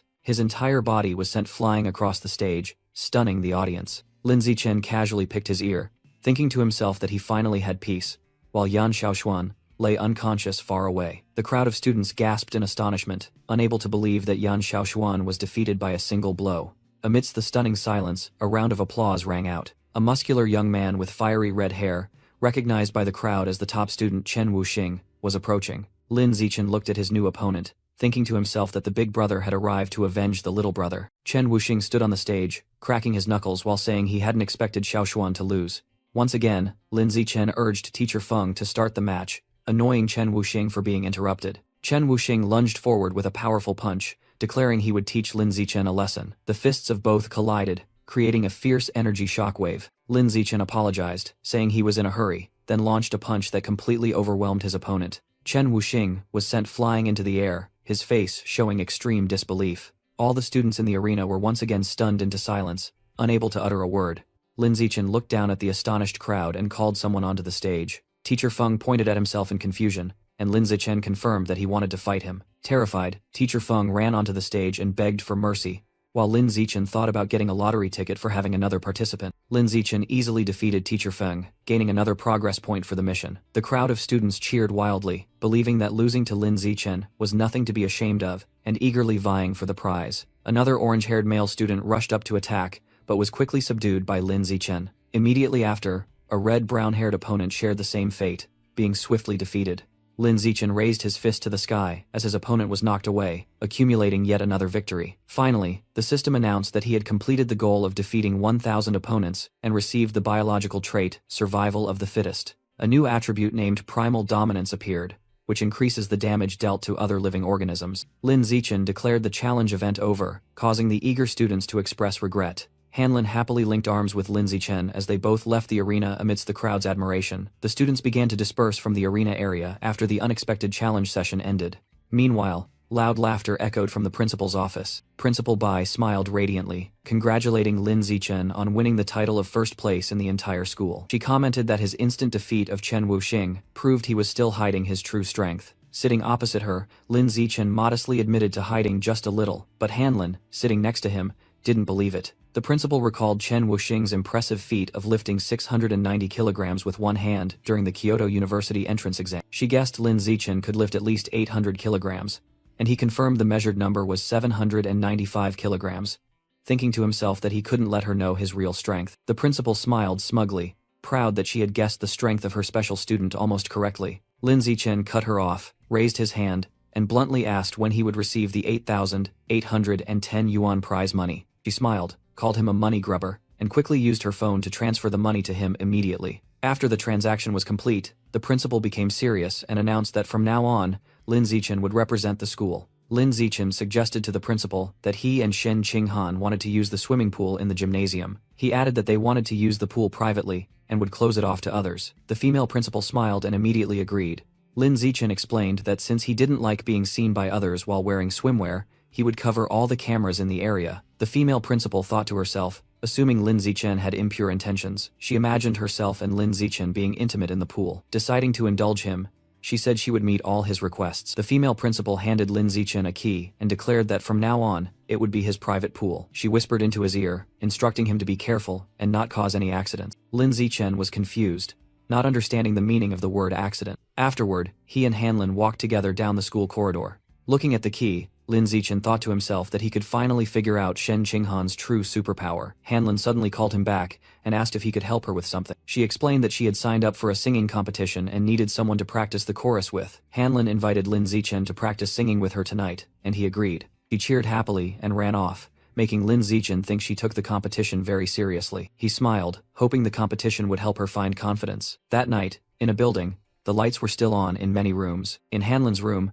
she was singing enthusiastically, while Lin Zichen sat listening. Meanwhile, Shen Qinghan's parents, Shen Jianye and Xu Meng, were sitting on the sofa, and the father expressed concern about a boy and a girl being alone in a room. Next door, Xu Meng scolded her husband, Shen Jianye, for interfering in the children's business. Reminded by his wife, Shen Jianye reluctantly agreed not to interfere anymore. In the next room, Lin Zichen heard their entire argument through the thin wall. He turned back and told Hanlin that the practice session was over, and they should return to studying. As he left, Lin Zichen reminded Hanlin about the swimming practice tomorrow, and told her not to forget her swimsuit. Hanlin waved goodbye as he left. After Lin Zichen left, Hanlin blushed, thinking about going to the pool. She stood in front of her closet, wondering which swimsuit to wear. On the bed, she laid out two options, a black bikini and a blue one-piece swimsuit. Hanlin picked up the bikini, shyly wondering if it was too revealing. She imagined herself and Lin Zichen happily playing in the water.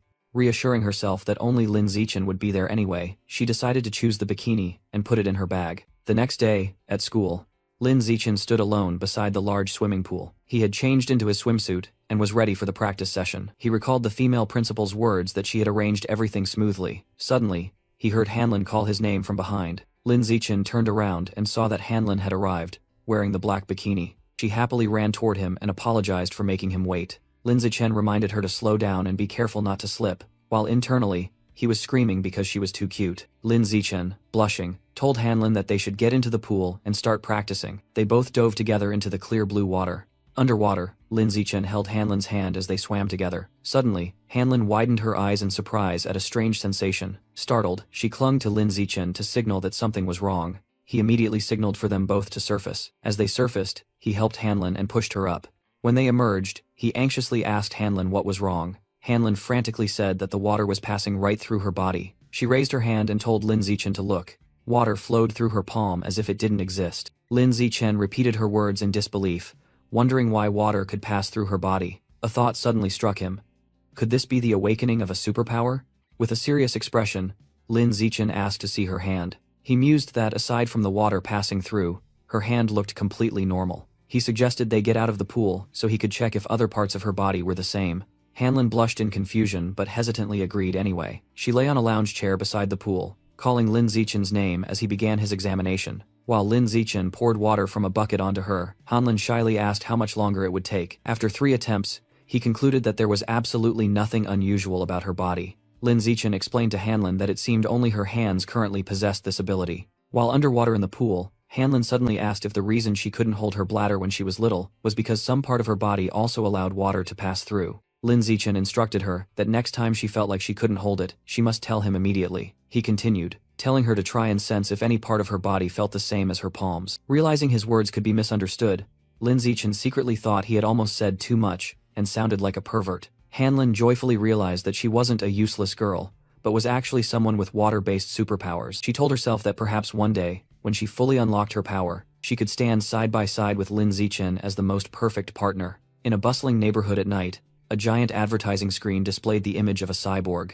Inside a store, a female employee smiled and welcomed a customer. She placed the card reader on the counter, preparing for payment. Lin Zichen requested to buy 100 jin, 50 kilograms, of savage giant eagle meat. He gave the female employee a delivery address, causing her to reply in surprise. As Lin Zichen left, she secretly wondered who this rich young master was, spending money so lavishly. The female employee smiled, filled out the order, and hoped the customer would give her a 5-star rating. At a warehouse district, Lin Zichen thought about the 120,000 he had just received, bringing his total funds to about 210,000. He looked at the box filled with giant eagle meat, and thought that the money was more than enough to buy it. Lin Zichen placed his hand on the meat, eager to see what he would gain upon unlocking its bestiary. A massive surge of white energy erupted as the system announced that he had absorbed the life essence and completed 100% of the giant eagle bestiary. In his spiritual space, Lin Zichen stood on a surface of clear blue water, looking up at a giant eagle soaring in the sky. The eagle's energy transformed into sharp blue wings. The new power merged with the purple tentacles from the ghost squid's ability.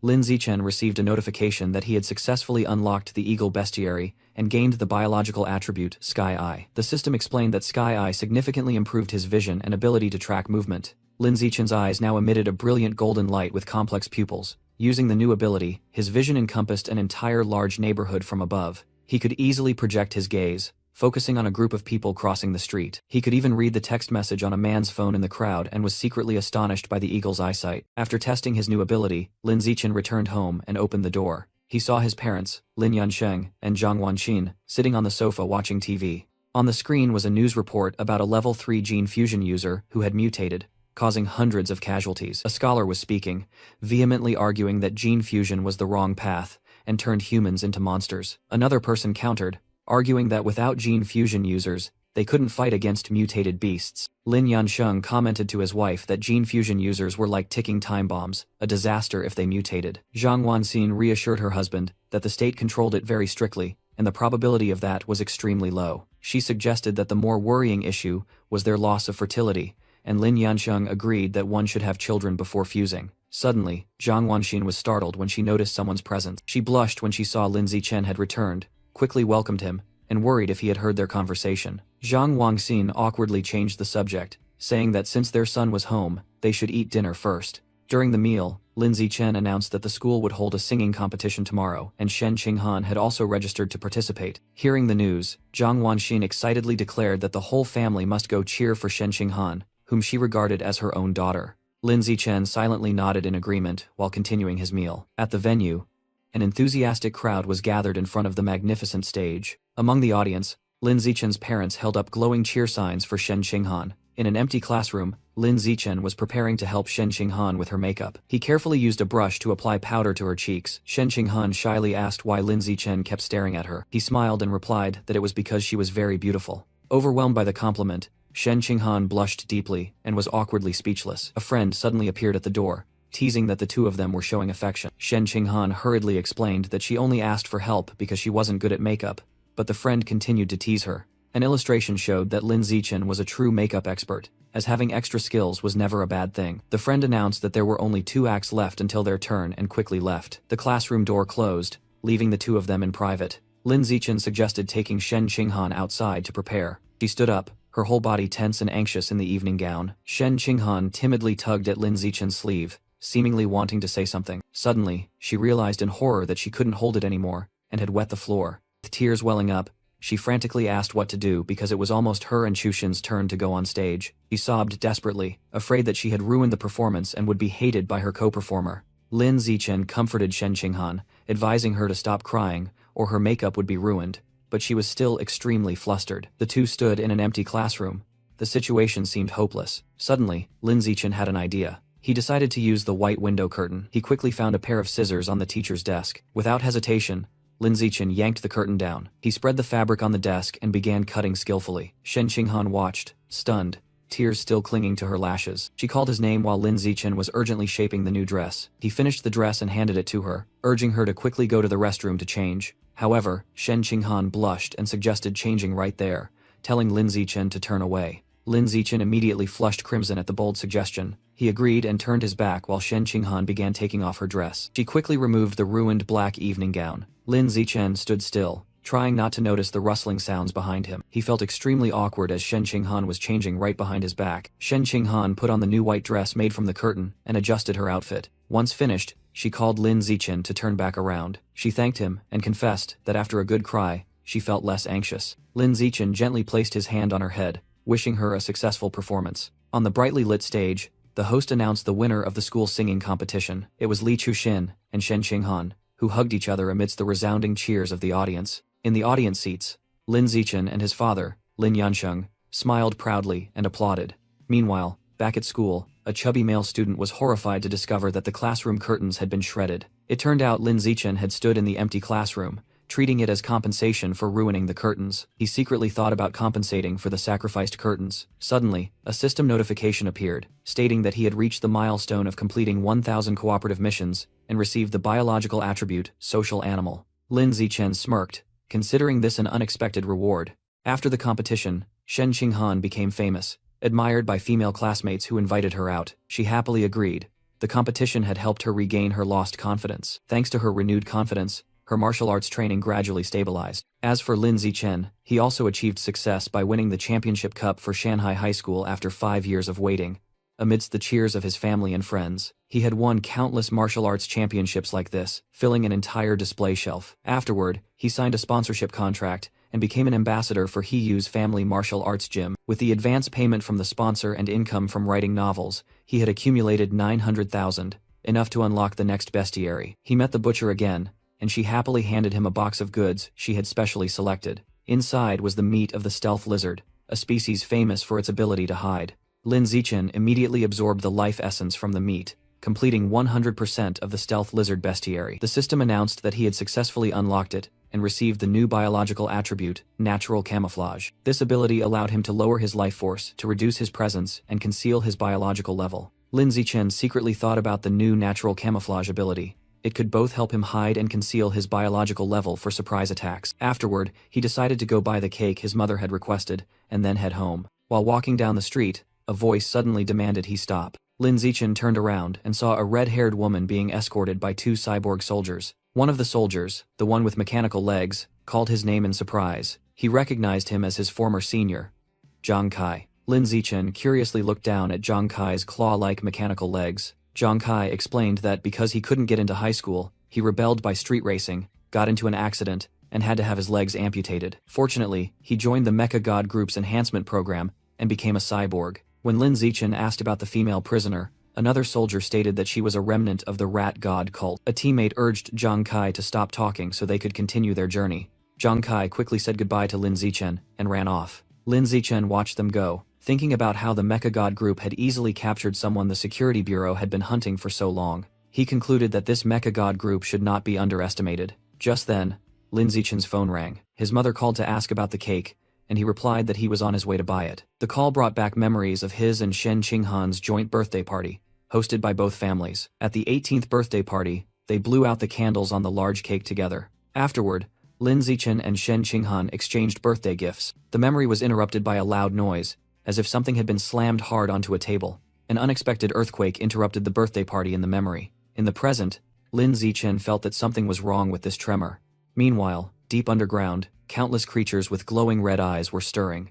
On television, an announcer reported that the 4.2 magnitude earthquake was just a normal minor tremor. After breakfast, Lin Zichen put on his uniform and greeted his parents before heading to school. Outside, Shen Qinghan was already waiting to ask him to walk to school together. On the way, they talked about becoming adults and the upcoming college entrance exam, which made Shen Qinghan anxious. Lin Zichen recalled using his savings to unlock the Void Eel Bestiary. The system notified him that he had absorbed a large amount of life essence and completed 100% of the bestiary. The spectral image of the savage giant eagle soaring above the void eels appeared. Thanks to this, he received the new biological attribute, Danger Sense, which could help counter sneak attacks. He decided to go to the shopping center to test his new ability. Inside, he realized that most people were just ordinary individuals at level 1 or level 2. At a supermarket, Lin Zichen planned to unlock another bestiary. He aimed for the undead slug meat to gain self-healing ability, but the price of 100,000 yuan was too expensive. At the Nanjiang Provincial Department of Education, a meeting was taking place in the director's office. A woman with antlers named Yuan Dongji was listening to a report on the educational achievements of the cities. A male assistant concluded his presentation in front of her. Yuan Dongji calmly took a sip of coffee and thanked him for his hard work. She asked about the current situation inside Source Zone, No. 36, and the assistant reported that it had stabilized. Yuan Dongji allowed her assistant to leave, saying she had no further tasks for him. After the door closed, the assistant departed. Alone in the office, Yuan Dongji mused that many years had passed since she last accepted a disciple. She stood before the large window, looking out at the tropical beach scenery outside. The scene shifted to a peaceful beach with gentle waves lapping the shore. The martial arts college entrance examination lasted a total of 9 days, starting with the theoretical test in the morning and the physical examination in the afternoon of the first day. A candidate demonstrated their strength in the weightlifting portion under the supervision of the invigilator. From the 2nd to the 8th day, candidates would participate in a week-long practical combat assessment in a wilderness zone. On the 9th day, there would be an aptitude test for gene fusion and mechanical modification. Today, June 7th, was the first day of the college entrance examination. Lin Zichen and Shen Qinghan walked hand in hand into the school grounds. Shen Qinghan confessed to Lin Zichen that she was very nervous, even afraid that she might wet herself during the exam. Lin Zichen smiled gently to reassure her. He pulled Shen Qinghan into a tight hug, softly telling her not to worry. Lin Zichen whispered that her theoretical knowledge was solid and that she was already wearing a diaper, so she just needed to do her best. Encouraged, Shen Qinghan promised to try her hardest and hoped he would too. In the examination room, Lin Zichen calmly worked on his written test. He finished the test quickly and decided to use the remaining time to think about the plot for his novel. After the exam ended, Lin Zichen saw Shen Qinghan looking sad and wondered if she had performed poorly. He approached to comfort her, but Shen Qinghan looked up and said that she had actually done very well. Lin Zichen wondered why Shen Qinghan looked so pale. She shyly confessed that she needed to use the restroom and hurried away, while Lin Zichen reminded her that the physical test was about to begin. Afterward, Lin Zichen's final results were announced. He lifted a 950-kilogram barbell with just one hand. Other students were astonished, discussing his extraordinary achievements, running 100 meters in 5.12 seconds and jumping 4.91 meters high. When Shen Qinghan returned in her gym clothes, Lin Zichen asked about her results. She happily reported that she ran 100 meters in 9.32 seconds, jumped 1.62 meters high, and lifted 125 kilograms. Although she still couldn't compare to him, Lin Zichen patted her head and praised her for being one of the top female students, making Shen Qinghan giggle happily. Just then, He Yu ran over to report that the written test results were out. He Yu said he scored 80 points and asked for his two friends' scores, causing Shen Qinghan to quickly check her phone. She cheered excitedly upon seeing her score of 82 points, which was even higher than He Yu's. Both then curiously turned to ask for Lin Zichen's score.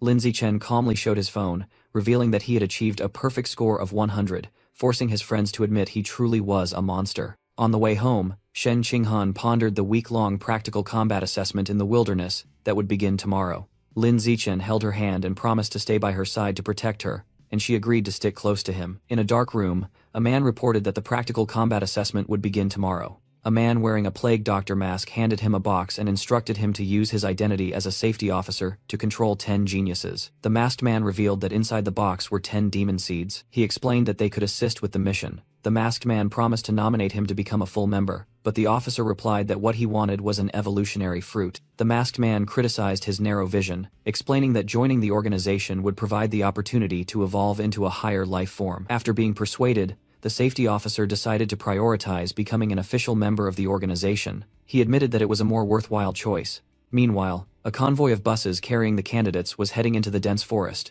the location for the practical combat test. On the bus, Lin Zichen woke up Shen Qinghan, who had fallen asleep on his shoulder, as they had arrived. Shen Qinghan woke up groggily, surprised that they had arrived. The two, along with other candidates from Gate 9, began to disembark according to instructions. At the assembly point, the test rules were announced.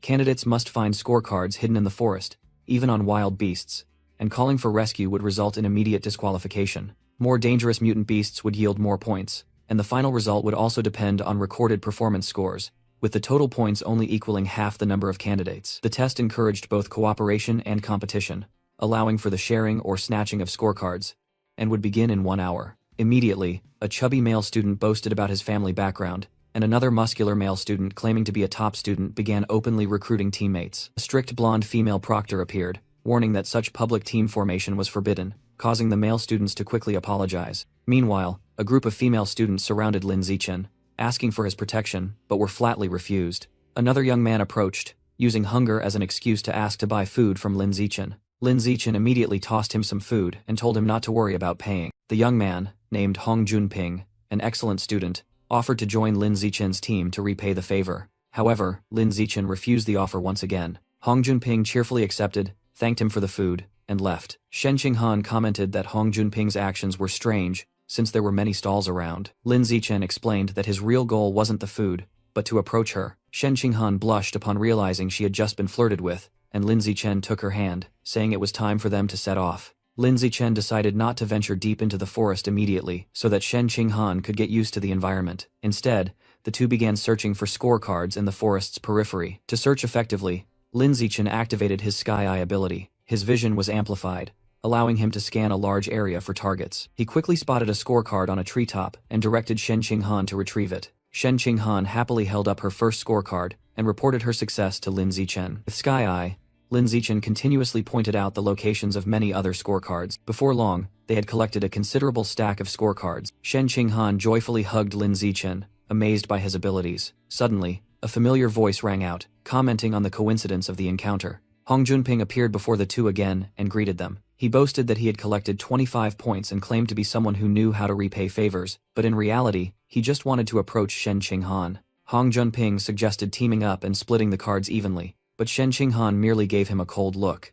Lin Zichen flatly refused, demanding that Hong Junping hand over all his scorecards if he truly wanted to repay the favor. Hong Junping was stunned by Lin Zichen's brazen demand. His anger flared, and he gritted his teeth, warning Lin Zichen that he had made a huge mistake. Hong Junping lunged to attack, shouting that Lin Zichen had messed with the wrong person. Lin Zichen calmly covered one eye, smirked, and replied that Hong Junping was the one who had messed with the wrong person. He easily blocked the attack and countered with a punch straight to Hong Junping's abdomen. Hong Junping doubled over in pain, spitting blood after taking the full force of Lin Zichen's punch. Lin Zichen indifferently thanked him, put his arm around Shen Qinghan, and walked away, leaving Hong Junping lying motionless on the ground. Shen Qinghan worriedly asked about Hong Junping's condition, but Lin Zichen reassured her that he had only used a very light touch. Afterward, Lin Zichen continued to help Shen Qinghan find more scorecards. She easily lifted a giant boulder. He also showed her how to use a bamboo stick as a weapon to hunt a wild boar, instructing her to aim accurately and strike quickly and powerfully. The two even picked and ate fruit together in the forest.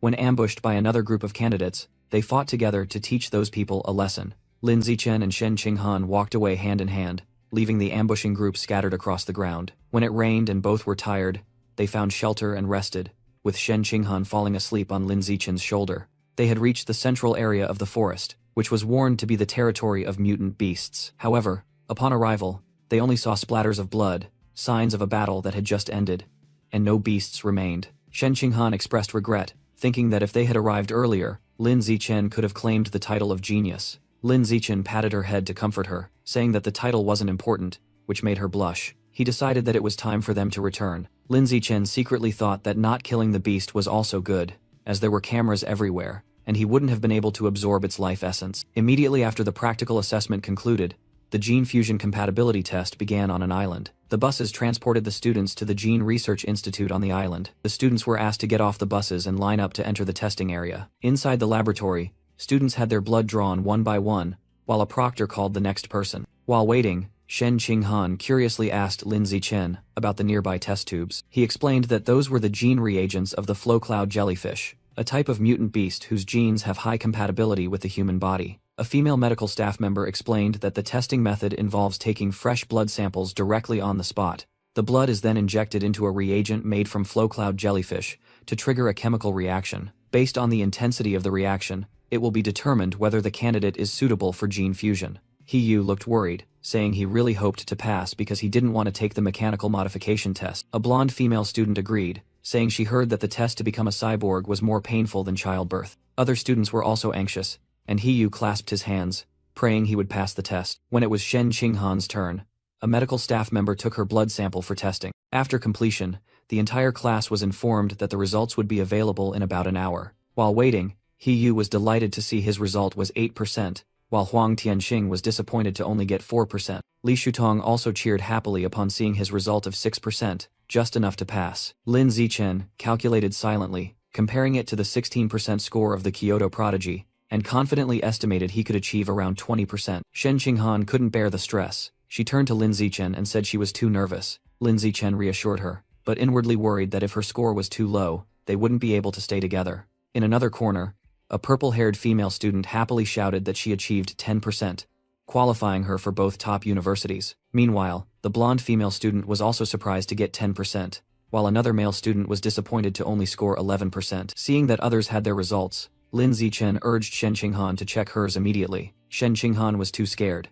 She suggested Lin Zichen check his result first, then check hers for her. Lin Zichen agreed, and opened his phone to check his own result. His phone screen displayed Lin Zichen's gene fusion compatibility result as 15%. Shen Qinghan joyfully hugged him, exclaiming that with this score, he was definitely the top scorer in the province. Lin Zichen mused that his 15% result was still lower than the Kyoto prodigies, indicating that physical strength wasn't the only factor. He turned to his worried friend, Shen Qinghan, and told her it was her turn. Another female student comforted Shen Qinghan, saying that even a bottom-ranked student like her got 10%, so Shen Qinghan would surely do better. Suddenly, Lin Zichen showed extreme astonishment. His phone screen unexpectedly updated his gene compatibility result to 21%, stunning all three of them. Meanwhile, at the Nanjiang Provincial Department of Education building, an important meeting was taking place. A group of education officials sat around a table, presided over by a powerful woman named Yuan Dongji. Yuan Dongji announced that the gene compatibility results from all schools were in. The large screen displayed Lin Zichen's result of 15%,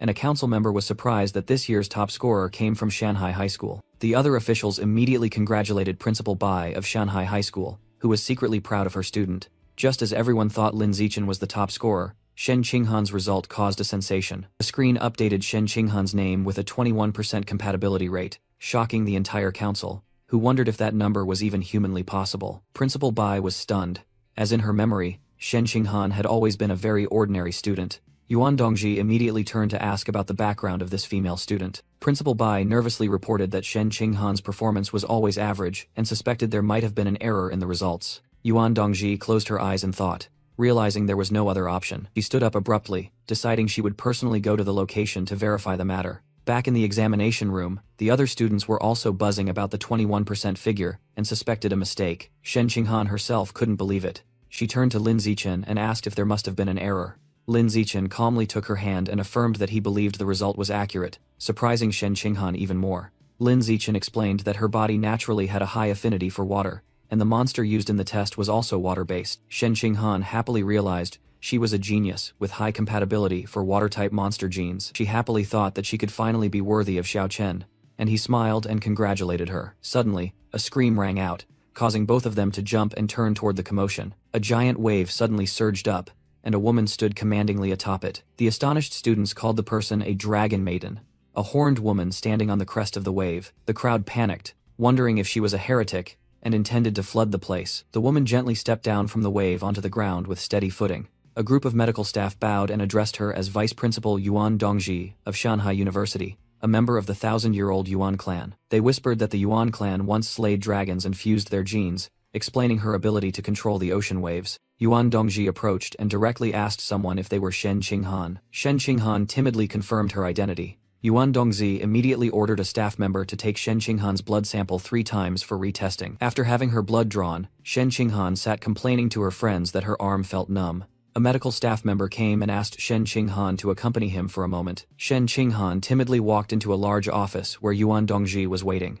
Yuan Dongji turned her chair around and announced that the results were in. She stated in astonishment that all 3 tests yielded a 21% result, which Shen Qinghan dared not believe. Yuan Dongji smiled and got straight to the point, saying she wanted to take Shen Qinghan as her disciple. Shen Qinghan was completely stunned by the sudden offer. Yuan Dongji explained that if she became her disciple, riding the waves would become easy. She asserted that in the future, Shen Qinghan would also be able to do it easily. Confused by the sudden offer, Shen Qinghan asked for time to think and consult with Lin Zichen. Yuan Dongji dismissed the idea, stating that this would only be beneficial and not harmful. She introduced herself as the director of the Department of Education and vice principal of Shanghai University, then insisted that Shen Qinghan should study there. Yuan Dongji moved closer, intimidatingly asking Shen Qinghan if she had any objections, causing the girl to stammer a refusal in fear. Satisfied, Yuan Dongji smiled and suggested they become friends on WeChat. Shen Qinghan secretly lamented, feeling completely swept up by the situation.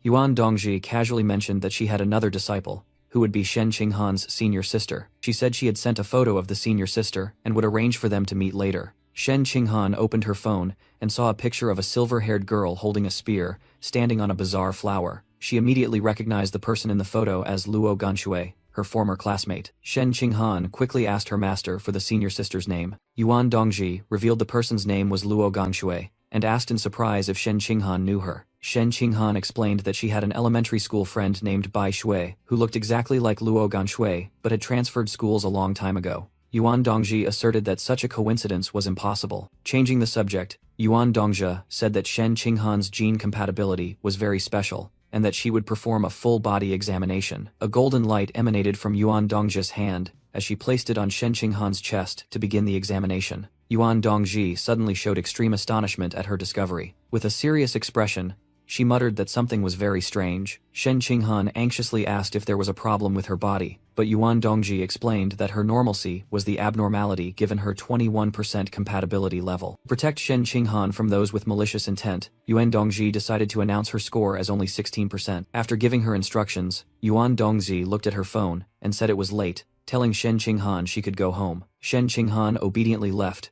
not forgetting to bow and call Yuan Dongji master. The room door closed, ending the fateful meeting. Immediately afterward, Yuan Dongji sat down and made an important call. She reported to her father that she had accepted a disciple with 21% compatibility, who also happened to be Lin Zichen's childhood friend.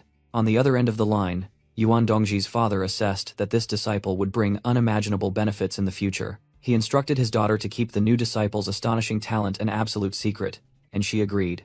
On the way home, Lin Zichen gave Shen Qinghan a ride and wondered about her suddenly acquiring a master. He advised her to just go with the flow, as having a powerful master wasn't a bad thing. Lin Zichen reassured her that if her master turned out to be evil, she could certainly end the relationship herself once she became strong enough. As soon as they got home, the two were welcomed by their mothers, Zhang Wanxin and Xu Meng, who invited them out to celebrate at a restaurant. On the way, the mothers proudly boasted that Shen Qinghan had topped the exam and that both children would attend the same university again. At the restaurant, the two families happily raised their glasses to celebrate Shen Qinghan's first place and Lin Zichen's second place achievements in the exam. After the party, the two families said goodbye in the parking lot and promised to meet again often. That night, when the moon was high, a knock echoed at Lin Zichen's house. Zhang Wanxin was surprised and opened the door. Standing before her was Shen Qinghan in a nightgown, blushing shyly, prompting Zhang Wanxin to tease her. Shen Qinghan awkwardly explained to Zhang Wanxin that she had something important to discuss privately with Lin Zichen. She quickly excused herself from Zhang Wanxin and ran straight to his room.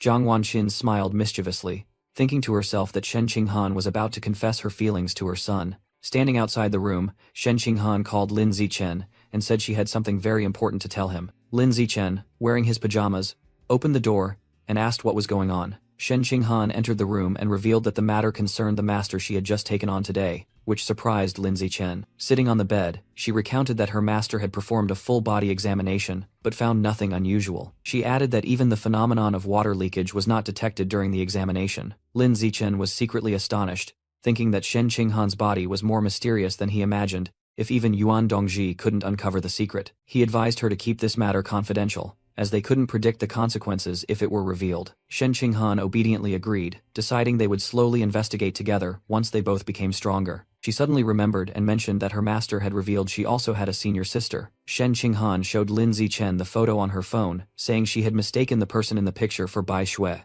Lin Zichen conceded that they looked similar, but their temperaments were completely different. He looked closely at the photo of the mysterious senior sister and asked Shen Qinghan about the location where it was taken. Shen Qinghan replied that she didn't know and would text her master to ask. The reply message from Yuan Dongzhu vaguely revealed the location name as the Land of Origin. Shen Qinghan disappointedly told Lin Zichen that she couldn't ask anything further. Lin Zichen decided that they should temporarily set the matter aside. The two lay on the bed together, each silently looking at their phone. After a period of silence, Shen Qinghan suddenly turned toward him. She curiously asked Lin Zichen if men liked women who wore qipao cheongsam. Lin Zichen thought to himself that she was probably influenced by her master, Yuan Dongzhi. He blushed, imagining Shen Qinghan in a qipao, and admitted that it would suit her, depending on the wearer. Cornered, Lin Zichen awkwardly confessed that he liked it. Shen Qinghan continued by asking about his preference for different types of stockings, which flustered Lin Zichen. Pinned down, he reluctantly replied that he preferred black or white. Immediately, Shen Qinghan smiled and announced that she had ordered both a qipao and stockings online, leaving Lin Zichen dumbfounded. Just then, there was a knock on the door.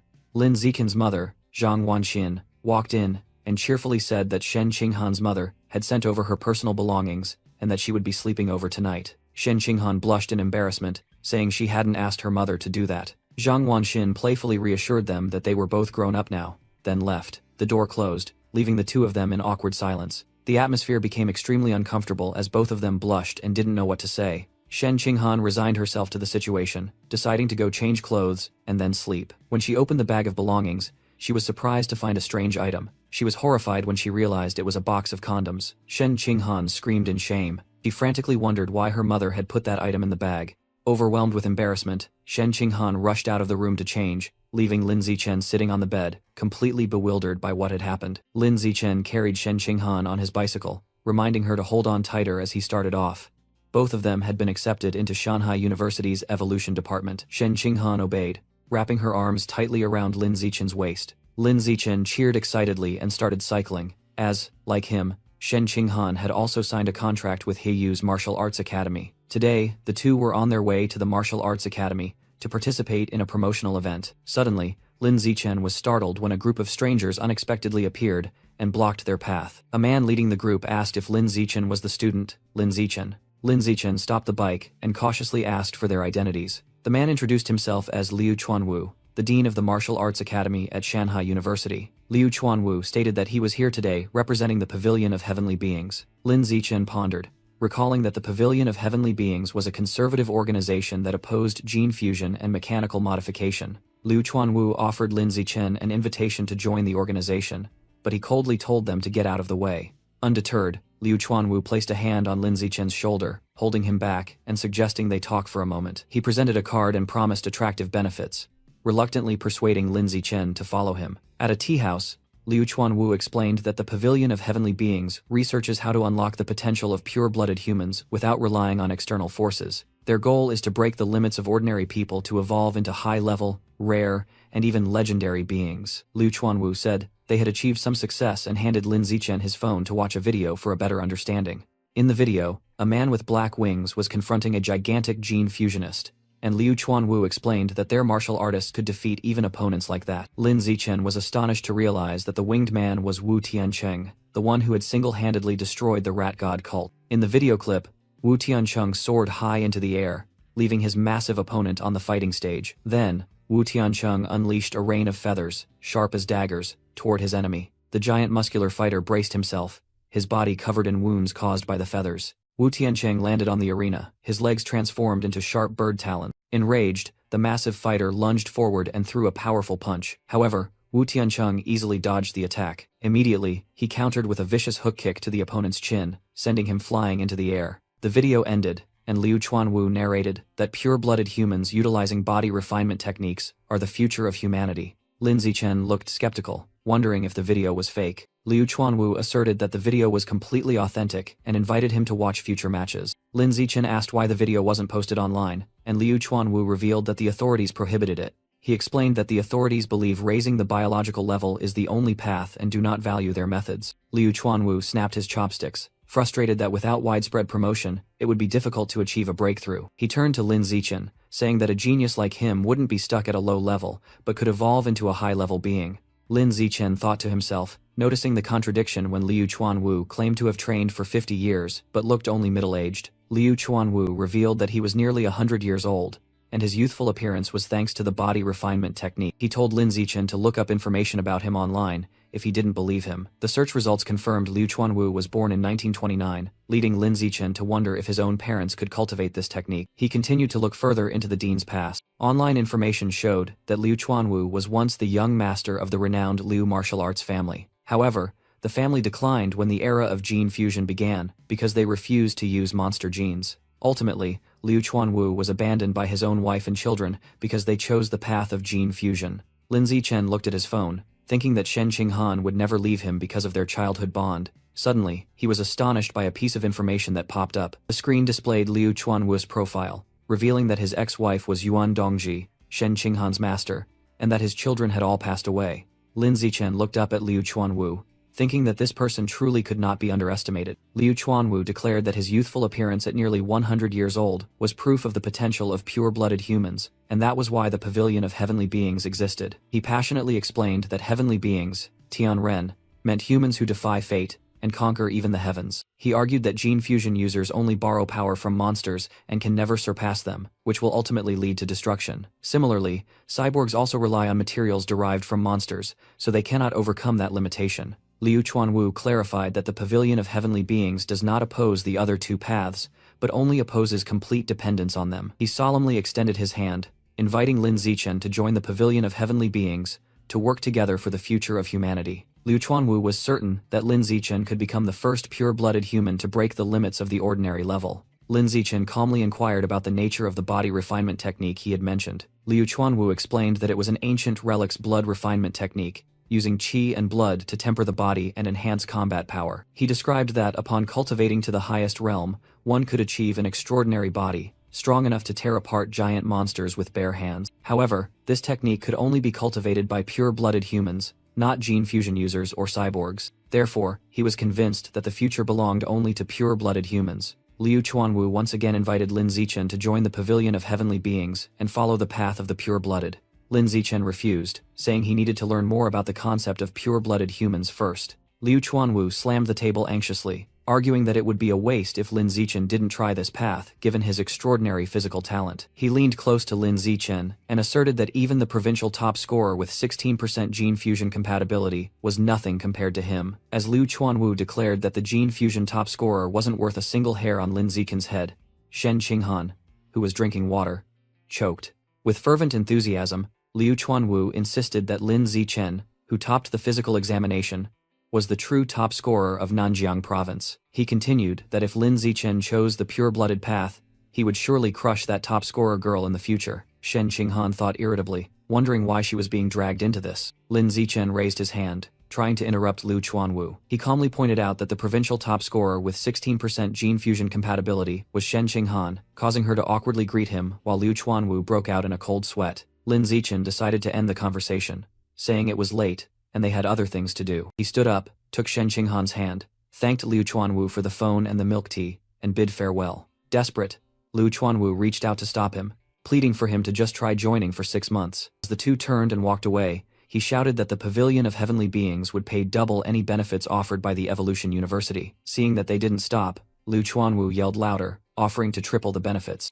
This offer finally made Lin Zichen turn his head in surprise. Immediately, Lin Zichen sat back down at the table and said that he had actually always admired the ideals of the Pavilion of Heavenly Beings. He passionately declared that he had decided to dedicate his talent to the Pavilion of Heavenly Beings for the future of pure-blooded humanity. Liu Chuanwu sighed in relief, but inwardly panicked as he calculated the enormous cost of his promise to triple the benefits. After the agreement was settled, Lin Zichen said he had a question. He asked Liu Chuanwu if he knew about the land of origin, which astonished the man, who hadn't expected him to know about the place. Liu Chuanwu seriously explained that the place is believed to be the source of life. He revealed that all the mutant monsters existing today originated from there. As images of hideous monsters appeared, Lin Zichen pondered, realizing that humanity already knew about these anomalies, and might even have access to the land of origin. Lin Zichen asked if the monster meat at the mall also came from the source land, and Liu Chuanwu confirmed it.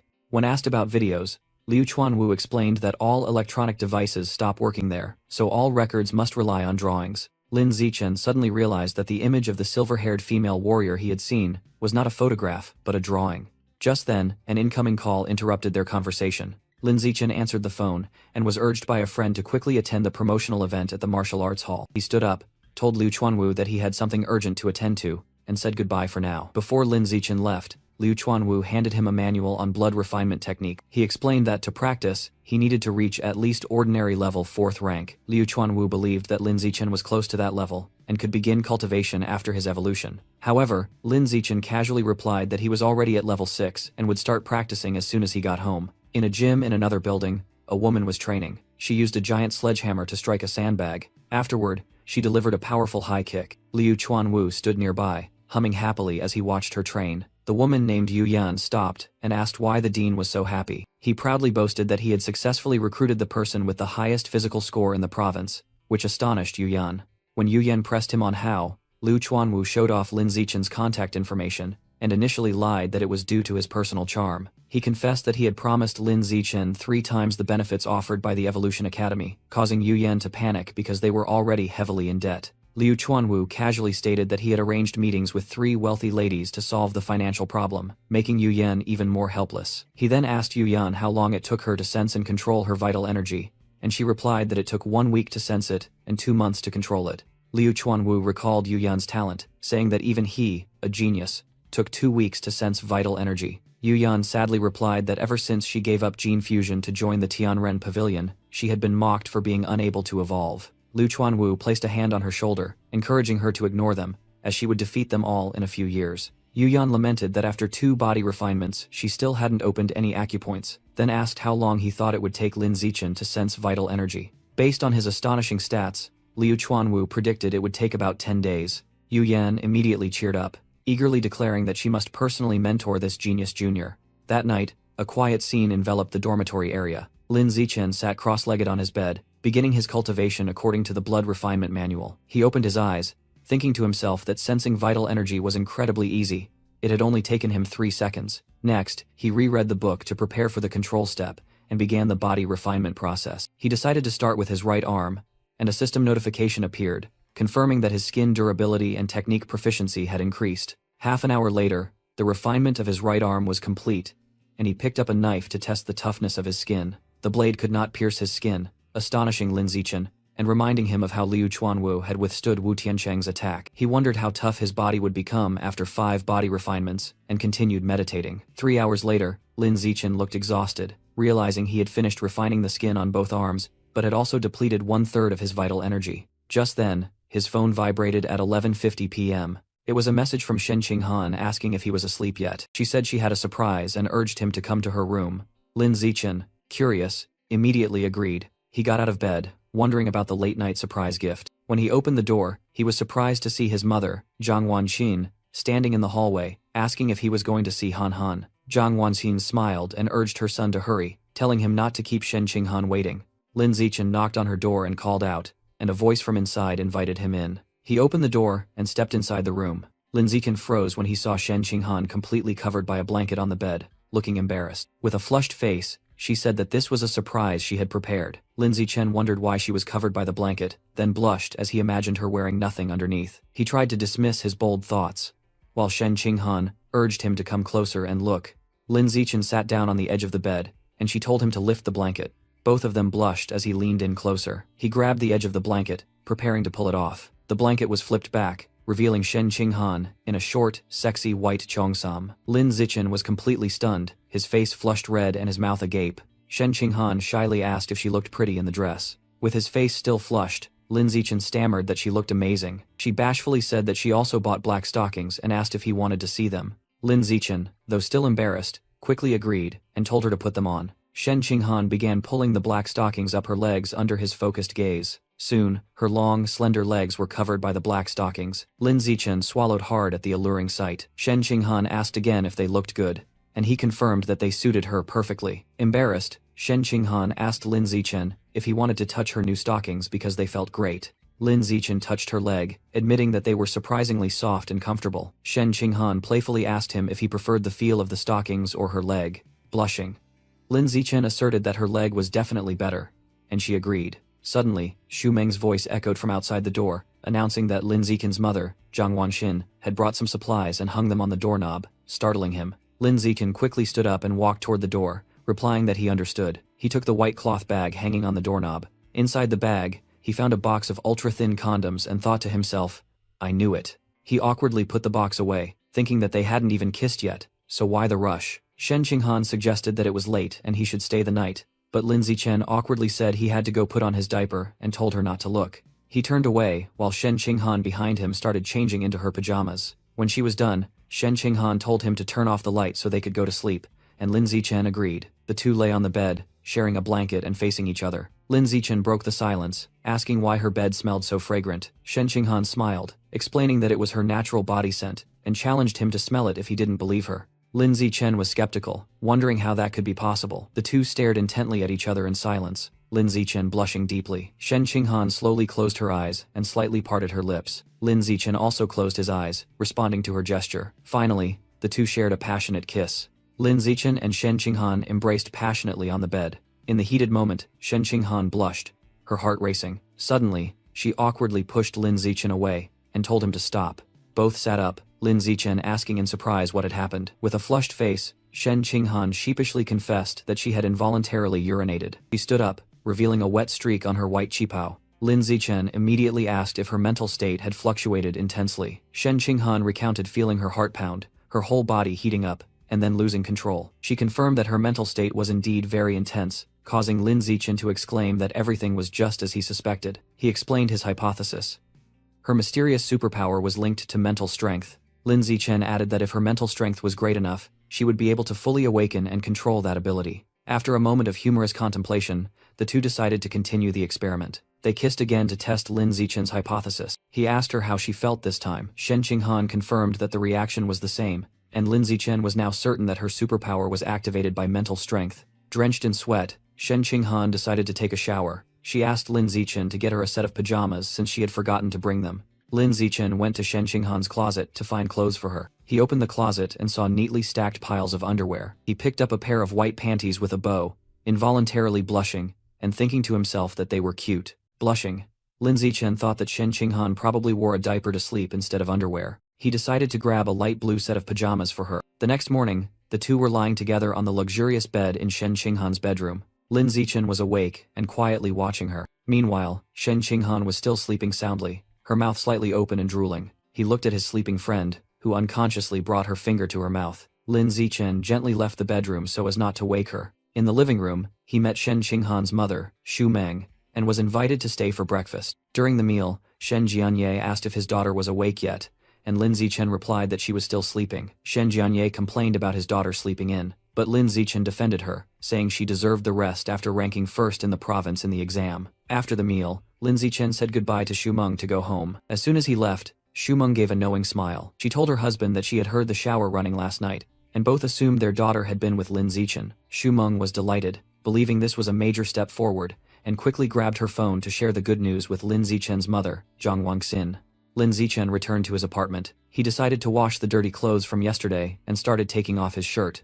Just then, his mother, Zhang Wanxin, suddenly appeared, startling him, and he quickly put his jacket back on. Zhang Wanxin gave him a thumbs up and praised her son for being bold, leaving Lin Zichen completely confused. The scene shifted to the outside of their apartment building. Suddenly, a muscular man leading two subordinates burst in, angrily shouting Liu Chuanwu's name and demanding an explanation regarding Lin Zichen. Liu Chuanwu calmly stated that he didn't understand what he needed to explain regarding Lin Zichen. Dean Ma Zhenhe roared, accusing Liu Chuanwu of shamelessly and secretly poaching Lin Zichen for his martial arts academy. Despite the student having already registered for the evolution department, Liu Chuanwu retorted, asking why only the evolution department was allowed to recruit students while his martial arts academy was not. The two deans fiercely debated the principle of first come, first served, and the unspoken rules between the departments. Liu Chuanwu asserted that his recruitment was completely fair and challenged Ma Zhenhe to go convince Lin Zichen to return himself. Ma Zhenhe angrily challenged Liu Chuanwu to step into the ring to see what true fair competition looked like. Liu Chuanwu scoffed at the idea,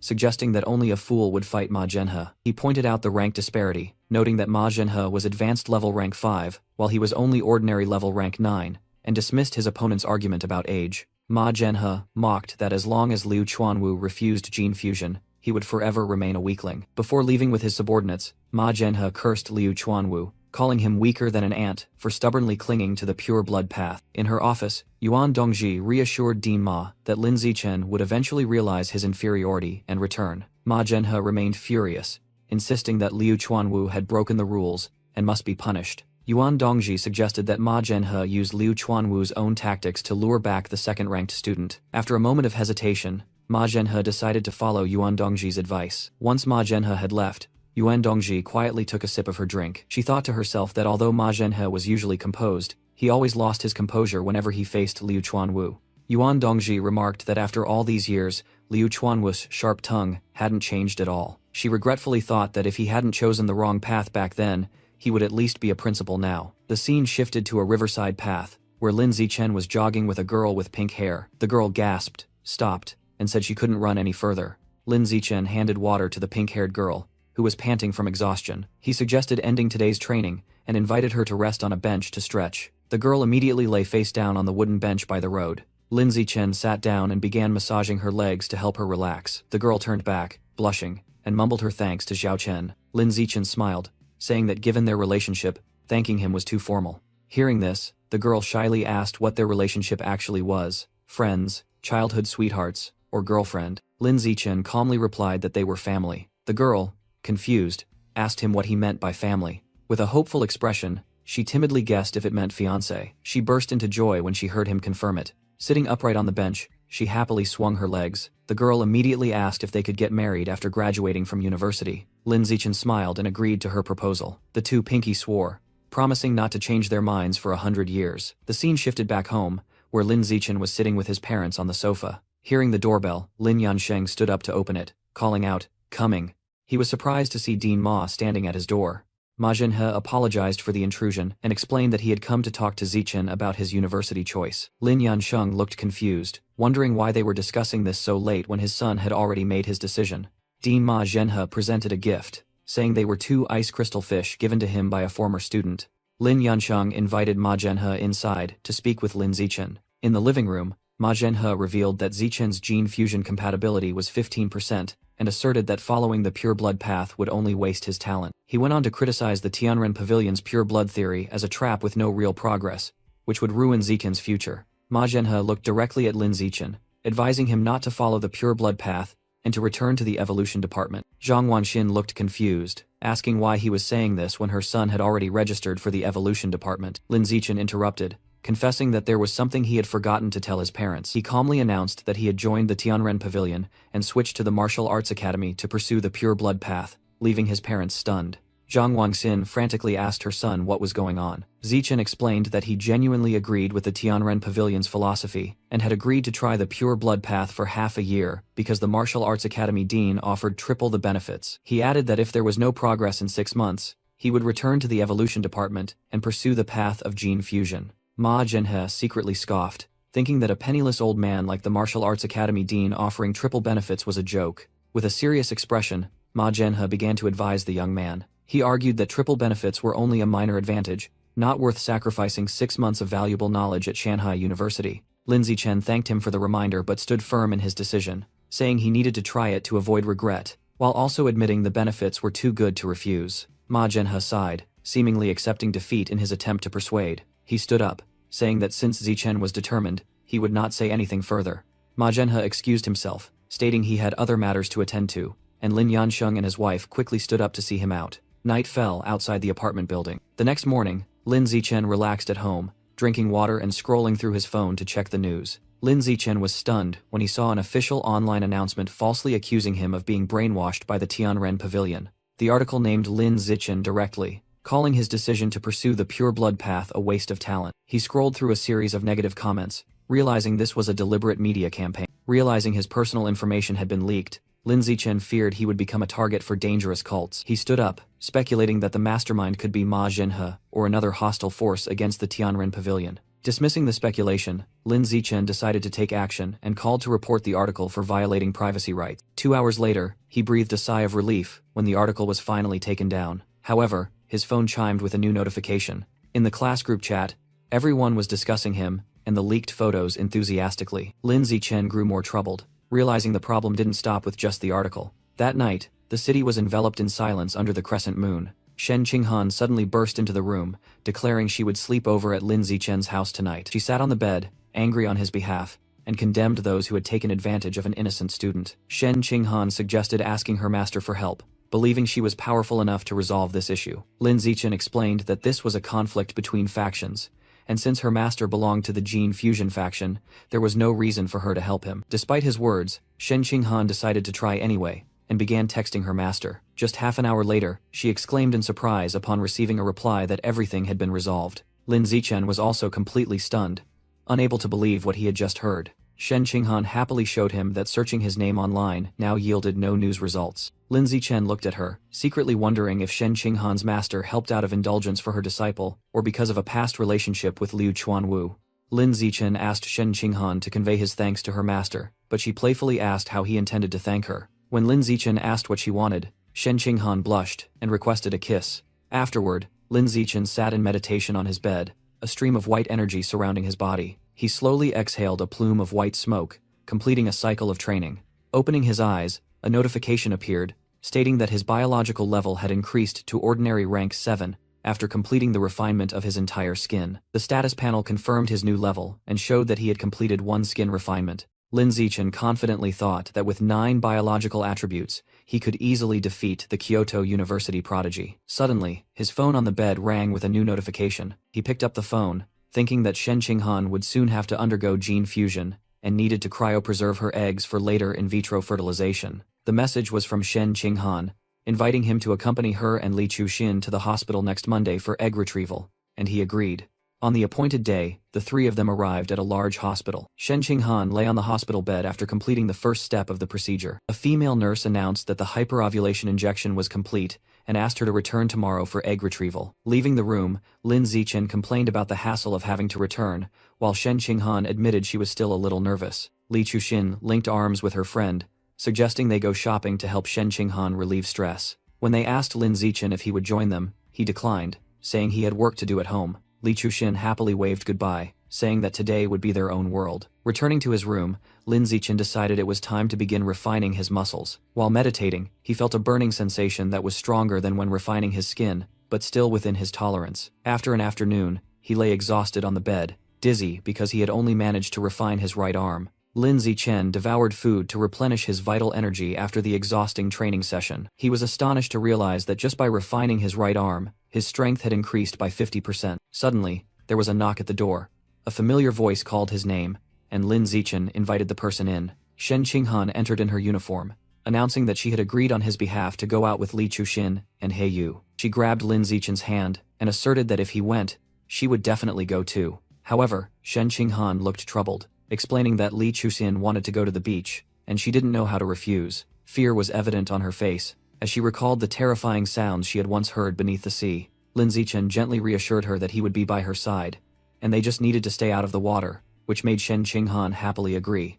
Meanwhile, in a deep underground cave, an ancient stone platform glowed amidst a sea of lava. 2 mysterious figures, one large and one tall and thin, stood on the stone platform engraved with strange characters. A giant green-skinned monster reported to the envoy that the rats had finished digging the tunnels. The plague doctor-masked envoy ordered the monster to establish a biological coordinate here. After a moment of thought, the envoy raised a bizarre scepter, topped with a red eye. He prepared to perform the ritual, raising the scepter high. With a powerful slam, the scepter plunged into the ground, causing the surface to crack and emit dark red energy. The envoy did not hesitate to slash his own wrist, allowing fresh blood to flow out. His blood was absorbed by the scepter, causing it to emit a fiery red light and streams of dark energy. He explained that the coordinate had been established. They just needed to wait for the origin land on the other side to do the same. Once the coordinates resonate, the tunnels will connect directly to the origin land.